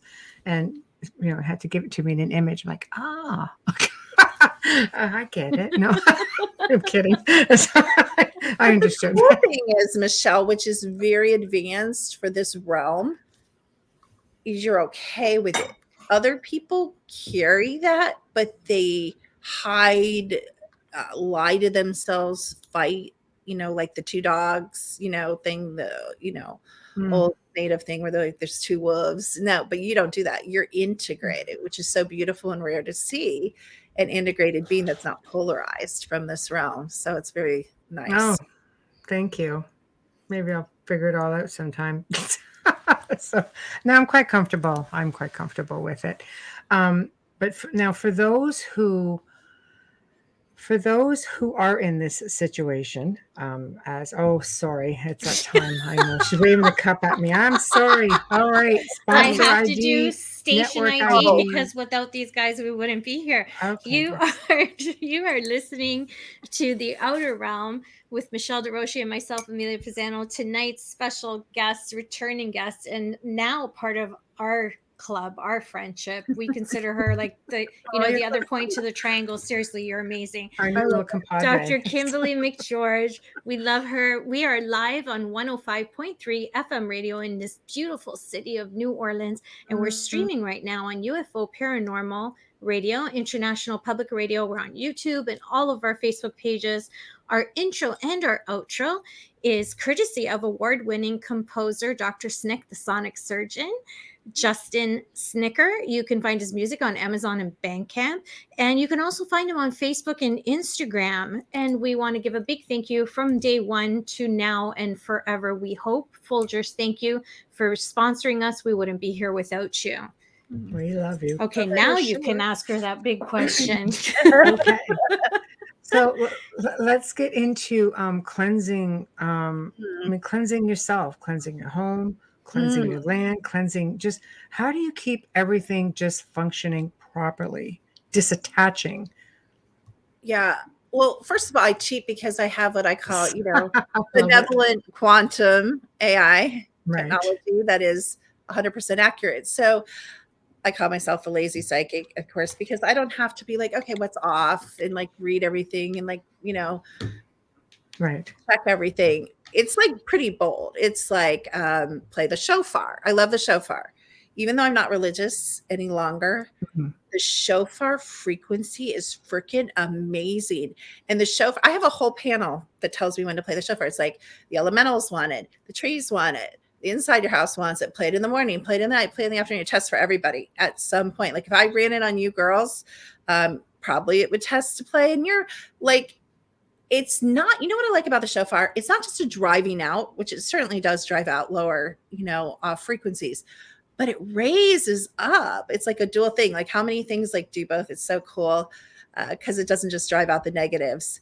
It also brings in the positive. And I think we forget that when we're creating a sacred space. Yes, we need to cleanse. And there's a million things, that we all can talk about that. And I want to, but I want to attract amazing beings that I can start remembering with and reigniting in some cases relationships and forming new relationships and new understanding. So I up level so that this life isn't just I screwed around and I drank and I partied, but so this is an up leveling, this is a growth experience, this is meeting and interacting with new races that maybe I've never interacted with before.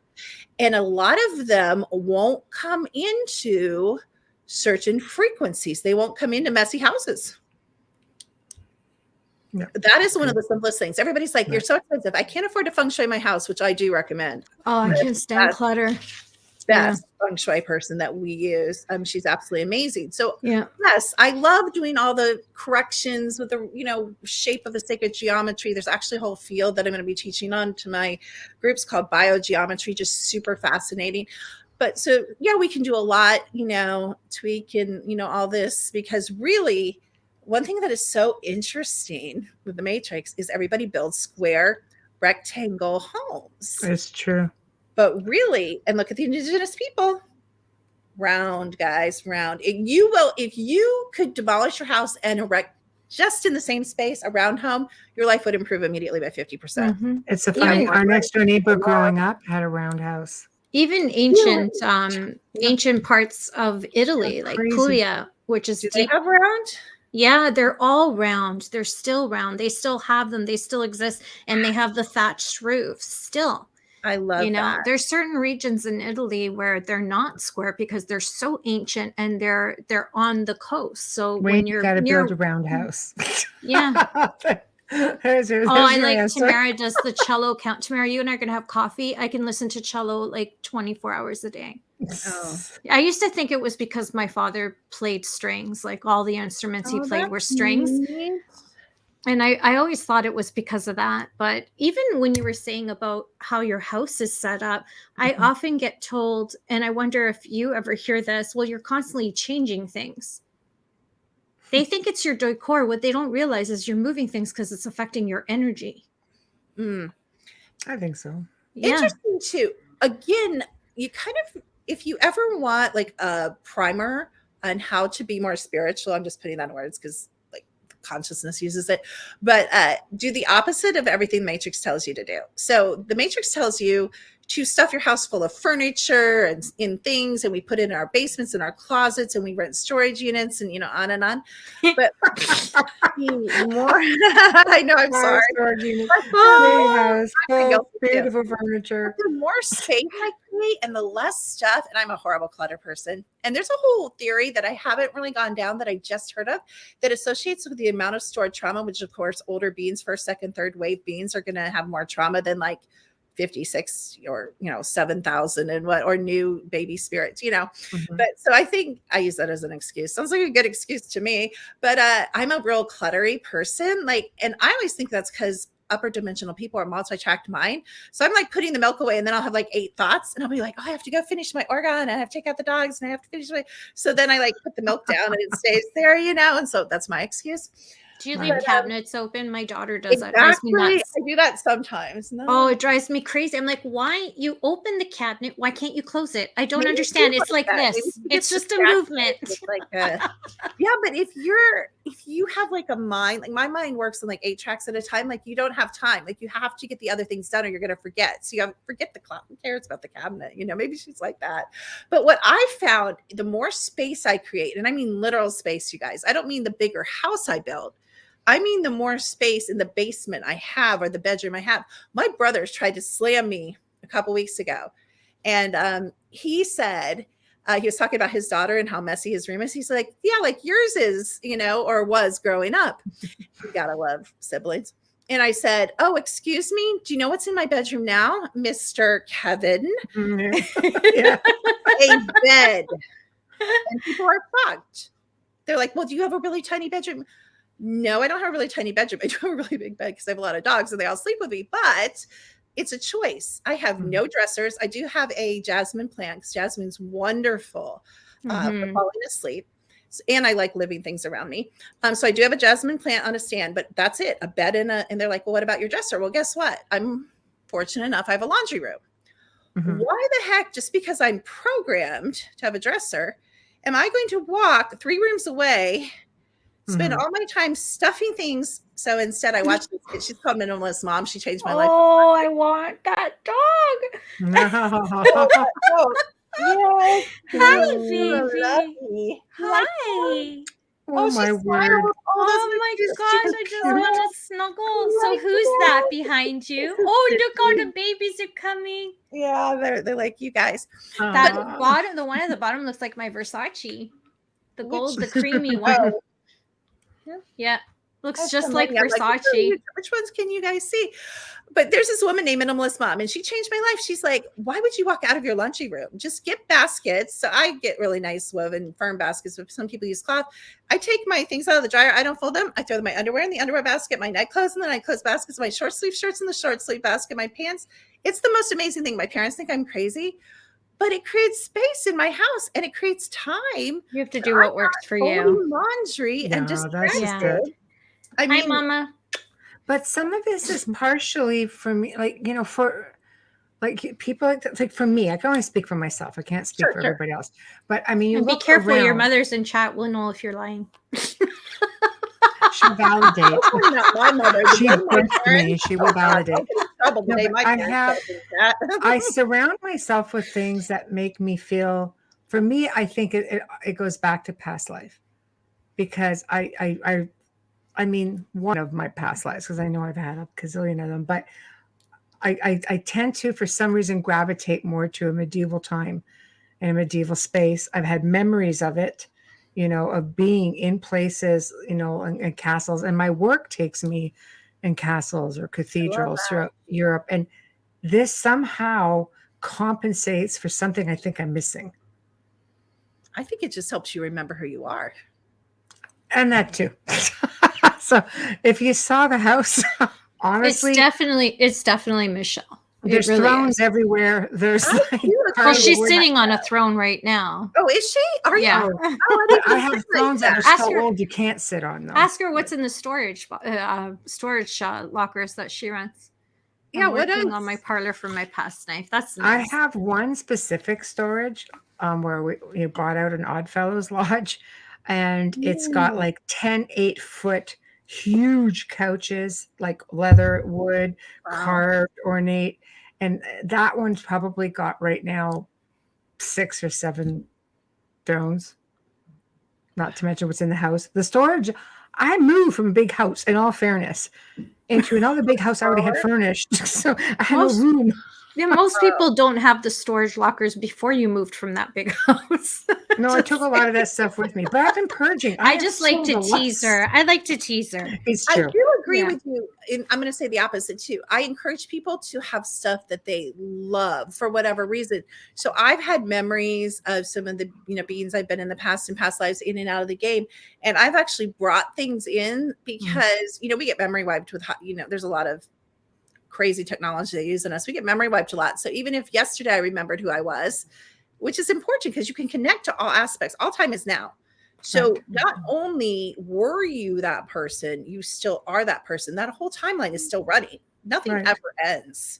It's all now. You're all of the people you've ever been, all the choices you've ever made now, and you can access that power and those abilities and even the wisdom and knowledge from your medieval times. Gosh, when you said that, I started watching all your movies. I'm like, okay, gosh, I'm getting too distracted, so I had to close them down. But I don't have to turn into a client. What did you I say? think I'm going to turn into a client. She's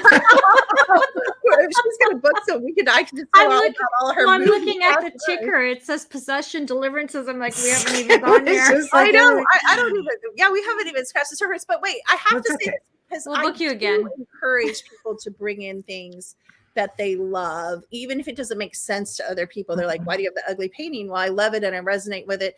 I totally agree, but I think sometimes we have a lot of stuff that we don't love. We have a lot of possessed items. You know what? People think Mhm. that's BS. I mean, maybe not your people, but a lot of general public people think that items can't be possessed. But when They sure I'm doing can. a scan, people come to me for a scan, they'll be like, I think I have diabetes, or I want to process my trauma, or I want to, know something, am I in the secret space program, whatever. They'll come to me about something and I'll be running them, and their house will come forward and their land will come forward and start talking, because this all influences everything matters and nothing matters in this reality, which is a weird contradiction, but the longer you live, the more it's true, because it's a Right. game realm. So if you want to play the game successfully, everything matters. If you don't care, nothing matters. It'll be over in a blink of an eye and you'll go into the next trillion years of your life. So we sometimes put too much weight in this game, and sometimes we don't put it, enough weight Mm. to how we're, living each day. But all that being said, I totally encourage people. Well, I encourage people to, and I had to go through this in my own life. I had this hutch that I was dragging around, apartment to marriage to children. I have 4 kids, and now my children are adults. I'm dragging this hutch of my grandmother's.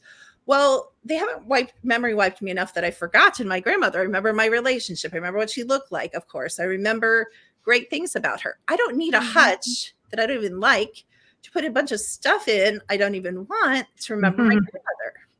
But we're Right. programmed that if it's your great grandma, your great grandma, your uncle, your Hold on cousin, to it. your mom, we have to Right. keep it. Untrue. I've released a lot of things. I think that's really important. I didn't learn that until losing my dad. Oh, With wow. my mom, I held on to everything. With my Mhm. brother, I still have the things that he's given me. But with my dad, when I cleaned out his house to move him closer to me because he had dementia. Yeah, Well, sure. he eventually had dementia. Aw, so It sweet. was just like, it's got to go. It's not who he is. And then, you keep the few things that you're really Right. attached to, that hold those beautiful memories, but don't take up your entire space. It's funny. I just went through this with a crystal duck that's worth about $800, but it's not worth $800. Like, who's going to pay $800 for a crystal duck? But of course, my grandfather bought it for like $800. And so I'm hauling around this crystal ugly duck. I had it in my office, and I'm like, why do I have this duck? So what do I do? This is how programmed we are, including me.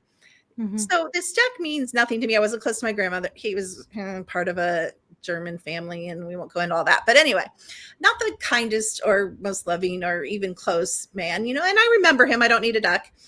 Right. And then I tried to give all my 4 children this duck, because we're programmed that it's a family. Pass it on. Yeah. And we have to junk up our kids' lives with this duck that means nothing to me and less to them. Mm-hmm. And so then I'm like, I'm going to take a picture and look at the aura of this duck. And of course, it was crappy as crap. Now, all that being said, if I had really loved the duck, I would have cleared the item, That's right. Yes. raised the frequency, and it would have become a beautiful, item. Well, because crystal is a conductor besides that. It's just like, But I just wrapped it up. And of course, this is how dumb I am. I should have just thrown it in the trash, but you can't, because it's an $800 crystal duck. So I wrapped it up and I gave it to Goodwill, and I didn't clear it. So how evil am I? But anyway, the point I don't know. yeah, they got the $800 duck. We need another episode to know that. I know. Well, you didn't pay the $800 and giving it No, I away. didn't. No, I didn't. Whoever is attracted to it maybe deserves that duck. Good point. Mm. Yes, that's it. It's perspective for me. Everything's perspective. Yes. For every action, there is a reaction. Can I tell you something, Amelia? Because I just saw a movie of you. A movie of me. Your movie. This is your past life. So Okay. you are on the battlefield, and you are like a medic. You're like a total healer. I got you. Oh. You're a total healer, and you are like bringing like people are clinging to you and you're like helping people and you're bringing people comfort, and you're not just a healer like good at your job like a good surgeon. You're like, your essence of being is healing. Some of the races that you've been in your soul families, because we have tons of soul families because we're so old, so we've chosen to be associated with different groups, but most of your soul families are just like healing. So you have a lot of healing energy. Thank you. You're dead on with that. It goes even right through my mom's family. Wow, so cool. Yeah, my grandmother was, I've talked about this before in air, she was shunned by the church because she was a healer. She used herbs and stuff. So in southern Italy, right, the Catholics, that's 1800s, 1700s, late 1700s or early 1800s, you're a witch. So you know it. Yeah, but thank you for that. Such a healer. Whew, such a healer. It you know, with every gift, there's a great responsibility and a huge price to pay for it. Do you believe that when someone Absolutely 100%. There's a huge responsibility, and Michelle's a merger, so she knows what I mean. The ability without tech, and now I have the tech to safeguard me so I don't have to do it the same way. But even without the tech, I have the ability to completely merge with any item, any house, any animal, any person, any being, any time. I know you have it because I recognize the frequency. Yeah. You're also, Michelle, you're also a major time traveler. You're a time lord. I do it when I sleep, I'm sure of it. I wake up exhausted going, people think everyone's a time lord. Last night. Time lord, when I say time lord, you're a specialized time traveler. Everyone time travels. That's an ancient being, of course, but you're a specialized. That's a specialty of yours. You're a time traveler. Like people say, like Dr. Who. Yes, like Dr. Who. If we need a shit, where's my time machine? I want my We've got to get you one of those little kazoo things. What are they called? Those little things, the robots. See, that's a show I did watch. That's fascinating. I've got to remember when I'm doing them. That's the problem. I don't remember any of it. I know I travel. I just don't remember. Why does that happen? Oh, well, you guys have, both of you, Michelle has tons. Like, Michelle's so interesting. You are too, but you're so sweet. You are too, but no, you're so sweet. She's a sweet one. I told you. Different choice. You've just made as a spirit different choices. Yeah. So Michelle's way involved with darker corporations. Even now, she works for darker. There's aspects of her that work for darker corporations. You don't work for the same. She's not surprised. You work for more beneficial to humanity collective corporations. Michelle does like ninja assassin things. Like she's the aspects of being like, yeah. It's I can't, I won't even say it on there, but I could go back in and just tell you like what I do, and I find myself being taken somewhere. Yes. How I'm actually always envision myself, and I'll just say it. Okay. and I'm always cloaked. I don't let anybody see my face, so I'm always cloaked with in darkness, like over almost like a giant hood, and I'm always weaponized, always when I go in. Thank you. Welcome. I realize the validation. No, I do. I understand the validation. Yeah, which is why I just said it. Like, we're not doubting your ability. We're laughing because of how accurate you are. We're not doubting it. But it's just like, how much do I want to say in front of like 2 million people? Oh, sorry, I'm not supposed to tell you all of your secrets. Forget. Okay, sorry. No, that's okay. I like to see. I don't mind. I really don't mind. I don't mind. It's a lot of fun. It is. So, it's nice to hear that because you feel it in your past. I know that I've always been an old soul. I think people who are old souls know they are. They just instinctively know that they're old souls. It's an essence of being, it's like you don't even have to say it out loud ever, but it's like it's bigger than knowing. It's like being. It's an essence of being. I call a family member, I won't say who just in case he's watching.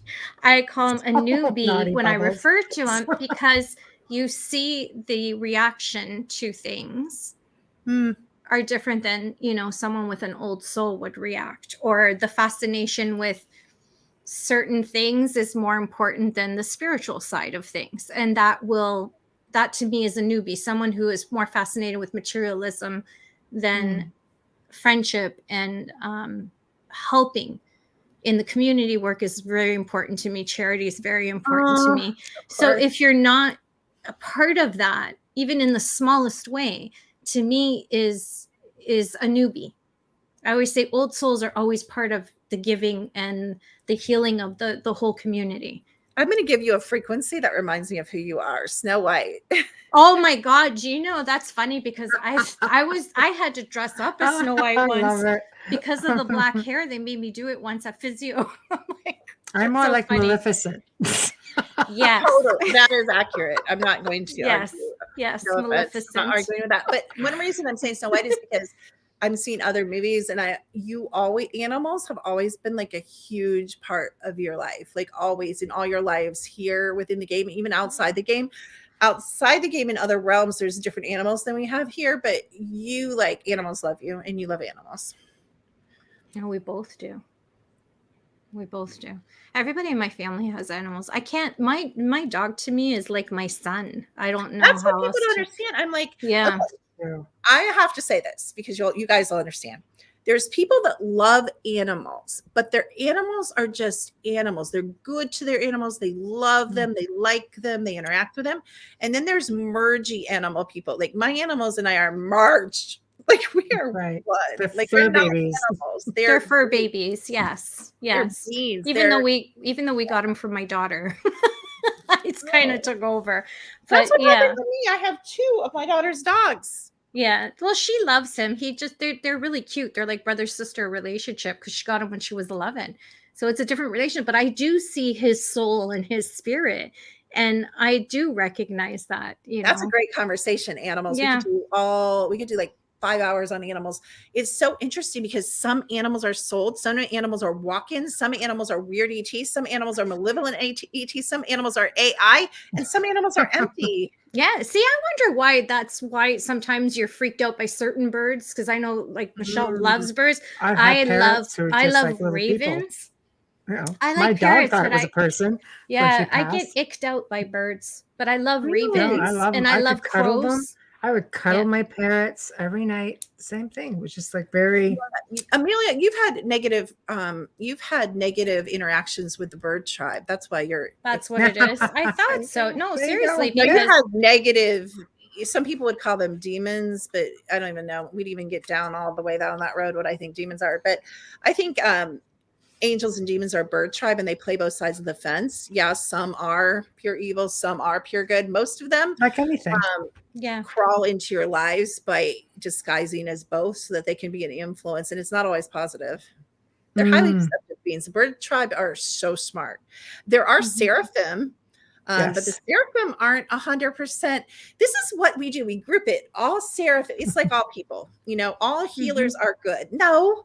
All teachers are good. No, all doctors are good. No, but we do this with these beings. All seraphim are good. No, all whatever's bad. Like we have to come out of that and start seeing. I know you guys do, but the general public relates to these things as like big groups that act in unison. That's not the way it is. That brings to mind how so many people fear Lucifer, and then Luciferians can't understand why. Because that's programmed into you, right? It's programmed, indoctrinated into you as you're growing up under a church or a religion. It's the total opposite. The church, what the church calls demons, the pagans call ancient gods. Well, right. And one of my major lives was in, there's not just one hell, there's many hell realms. So one of my major lives was as a character. I'm not going to say who, but it isn't Lucifer. But as a character that you have read about in the hell realms. And I had a certain responsibility that I really don't talk about publicly. But it's so neat though when you remember who you are and it matches with things that you're attracted to in this life, like you're experiencing, like you surround yourself with medieval stuff, but you had so many. You've actually, when I look at your loops, I think you've gone back and back. You love those times. Like I think you've tried out almost every character in those times. Like you were a knight, you were a magician, you were a king, you were a queen, you were like, God, what didn't you try? I think you've looped back and gone back to the past more than once, and I rarely see that. Yeah, thank you. Sure. I do have validations of probably several of what you've just mentioned. Yeah, so that makes sense why you surround yourself with that. I think it's just who you've chosen to be, and we think these things happen to us. They don't. We choose them. We Mhm. choose these lives. We choose these characters. Right. Wayne, not the jester. Okay. Oh Well, my you make me goodness. laugh up a second. I know. I know. You have to see him in his jester outfit, though. We did a photo Aw, shoot one point, and for real? I was the queen on the throne, and he was in a jester outfit. Oh, He's he trying to was? make me laugh, and I'm and he's I love it. they've got him on every motion doing all this craziness, and I'm just like, it's my life. It's my Um, life. Dave Petrella has a question. He asks, Look how it up. many dimensions in this solar system? That's a Ah, great question. Infinite. excellent. Infinite, and I like to call them densities. All the densities, all the way back to the Yes. all or the void, fits on the head of a pin. So you're like, I can't see the fourth dimension. Like, open your eyes. It's right here. It's just like the third. It's just like this cup, and Right. the 12th, and the 15th, and the 200th. It's interesting though, because we come way down from these upper densities that are all love and light and sound, because we get bored. We are Mm. wise and we are old and we like to have different experiences. And this is a suffering game. Yeah, there's juicy good things here, but it's challenging. We agree to be memory wiped. We sign contracts before you come in this game. It makes sense. I don't know, like but it. No, I know, no, but that's no, I because don't like it. you've Nope. had so many lives, you have to control this one. Nope. Nope. I don't have to like it. If I was agreed to it, I was coerced. Yeah, see, Some and I people were find that coerced. Some those people bits were. and pieces Yes, of your see? past life hurt. I No, know. I get why, but see, right? She agrees. I was coerced. no, some people are captured, and and even in between lives, people don't teach this. My daughter was actually held on a reptilian ship and tortured right before she came into this body that she's in now, my oldest daughter. So we There don't we teach all this go. stuff about the in between lives, and how if you aren't going to take your power and you aren't going to be powerful and you aren't going to remember who you are, because I think that's one of the challenges. We are the gods and goddesses and all these famous people and things and beings throughout all time and space, and we're so cocky sometimes. We're like, we can go play any game. I don't care. Memory wipe me, mf'er, memory wipe me. Yeah, yeah. It's like, Sorry, my door locks and they bark at me. It's okay, yeah. baby. But we think we can beat it, and then we get caught up in it. It's not as easy as we thought. It's a good game. Some parts are shallow stacked, but it's a pretty good game. Okay, I've got a question for you. If someone finds a connection with say a celebrity or a royalty or whatever that has passed, and they find this deep connection and they can't understand, is that because they're idolizing, or is it because they were them? Now we get into the tricky territory. Yeah. Because there's a lot involved here. So a lot of the ways soul regression and hypnotherapy is taught, it leaves a lot of room for false memories, programming, and other beings to come in and tell lies. But on the flip side, yes, there can be a remembrance or a resonance, or you could watch a movie and be like, yeah. Oh, as a matter of fact, I have clients. I'm not allowed, of course, to say who they are, but they draw comics and they work on the movies for Marvel Comics. And they have shown me the notes they get from the studio of how to draw the characters or what plot or whatever. And they have military designations on them. Why? Because these are real beings. A lot of us have arachnid spider DNA, like Spider-Man, Spider-Woman. A lot of us have reptilian. Of course, most of us here have some percentage of reptilian DNA, because they want us to have that like kind of cold, unemotional reptilian part, because it strips a lot of the godlike powers. That's true. So these beings, these superheroes, again, are real. Like, we don't think of Marvel comic movies and comic books as being real, but they base all this on the gods and goddesses, the fire creation beings, which 3 of them are sitting right here. So when you watch Wonder Woman and you start crying, you're like, why am I love crying? her. Maybe you were Wonder Woman. And even if it's in a super soldier form or a clone or another life or another realm or another memory or outside the game, you still have a resonance. So don't think so little of yourselves, and everything here, it's a game. Your job is to figure it out, remember who you are, and then game the game. Because I always wondered about that, because sometimes empaths just connect with people who have died tragically, but sometimes they think they were that person. So it's like, it's a fine line. And I thank you for answering that. I've always wondered what, other people think, because I always say, you don't, like you don't really know for sure. Right. Until you do. Yeah, like, until you do. And then, and I think, even though I told you about that battlefield life, maybe you didn't remember it and maybe you don't resonate with it, and that's fine. No, I do. I actually do remember it, and I know exactly what you're talking about. Awesome. And it's also in a recurring dream. Oh, interesting. Yeah, I do remember it. Once you like I thought that meant, I was writing that fiction book, and then I had it validated in a million trillion ways, including meeting one of the people there that was in it and recognizing that frequency match. But it's just so cool, because once you know, and that is so validating. And we think, again, when we pass out of this avatar, that we're different, but we're not. Like, if I were to drop right now, I would be like, oh, good, I'm going to go up to my ship where my sister is, and where I have a healing business, and I'm going to go back to healing, or I'm going to go to a place that I've created in my mind. I encourage and teach people, when they're first learning about the afterlife and like thinking about it differently than we've been taught in religion, I encourage you to build a safe space. It might be a beach, might be a mountain, might be a whatever you like, a safe, protected space, because there's so many ET races, there's so many upper dimensional races that manipulate the game and like to catch people coming out of it and even shove them back in, capture them, use their abilities. Our abilities are siphoned off a lot, because if you're not going to use your abilities, you guys, there's many beings, and they do. We always talk about, Loosh and them taking energy. They take more than energy. Yeah. You have timeline enemies that remember who you are, but you don't remember who you are. And they siphon your psychic abilities. They siphon your powers. They siphon your healing abilities. They siphon your memory. If you're not going to use your abilities, there's plenty of beings here that will. Right. Wow.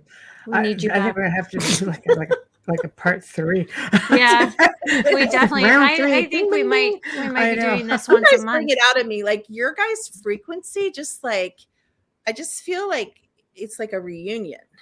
It feels the same way for me.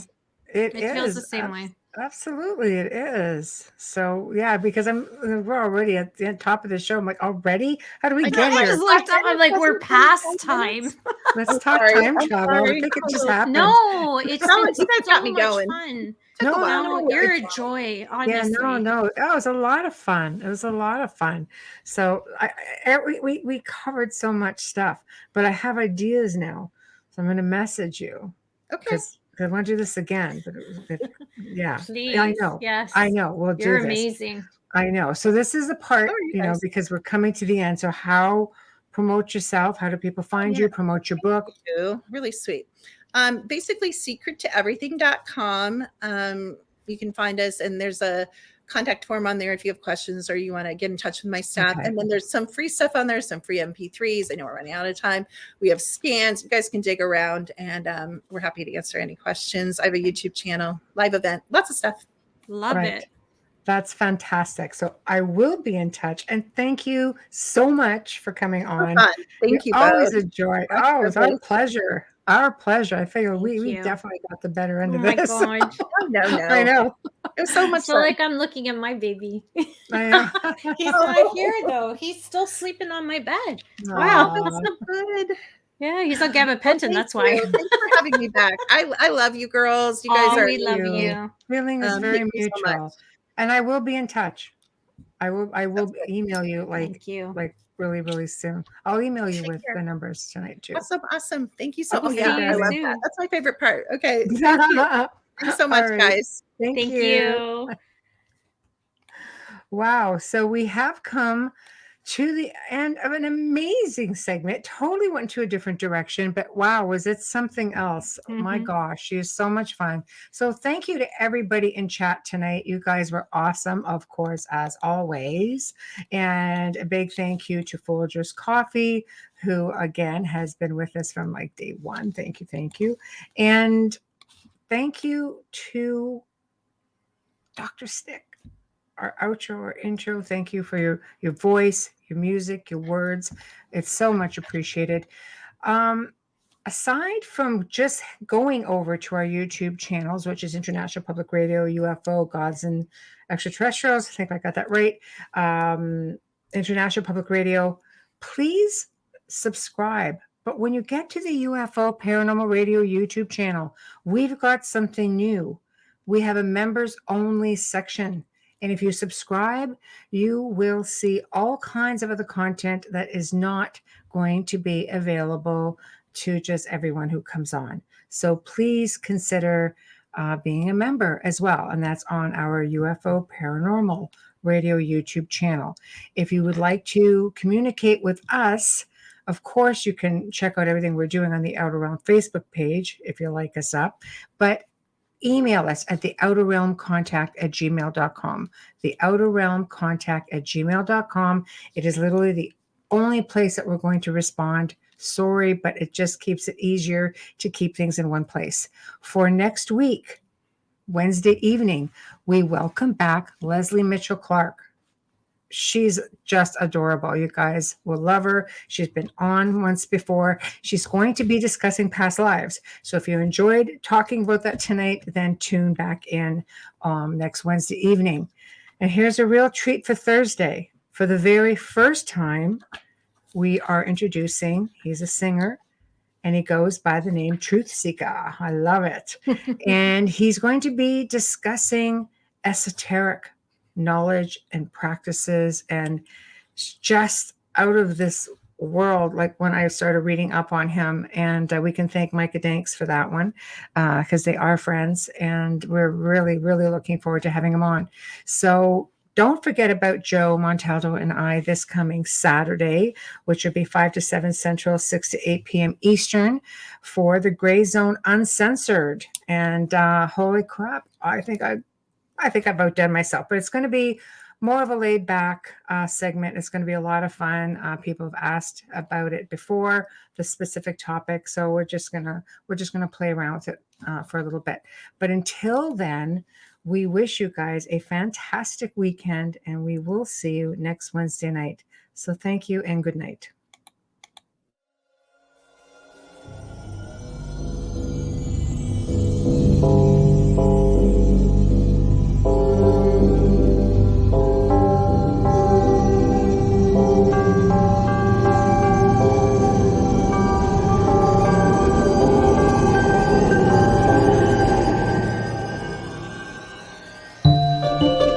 You have been listening to The Outer Realm with Michelle DeRoche and Amelia Pisano, airing live every Wednesday and Thursday evening, 9 to 11 p.m. Eastern, 8 to 10 p.m. Central, on the United Public Radio Network, 105.3 FM in New Orleans.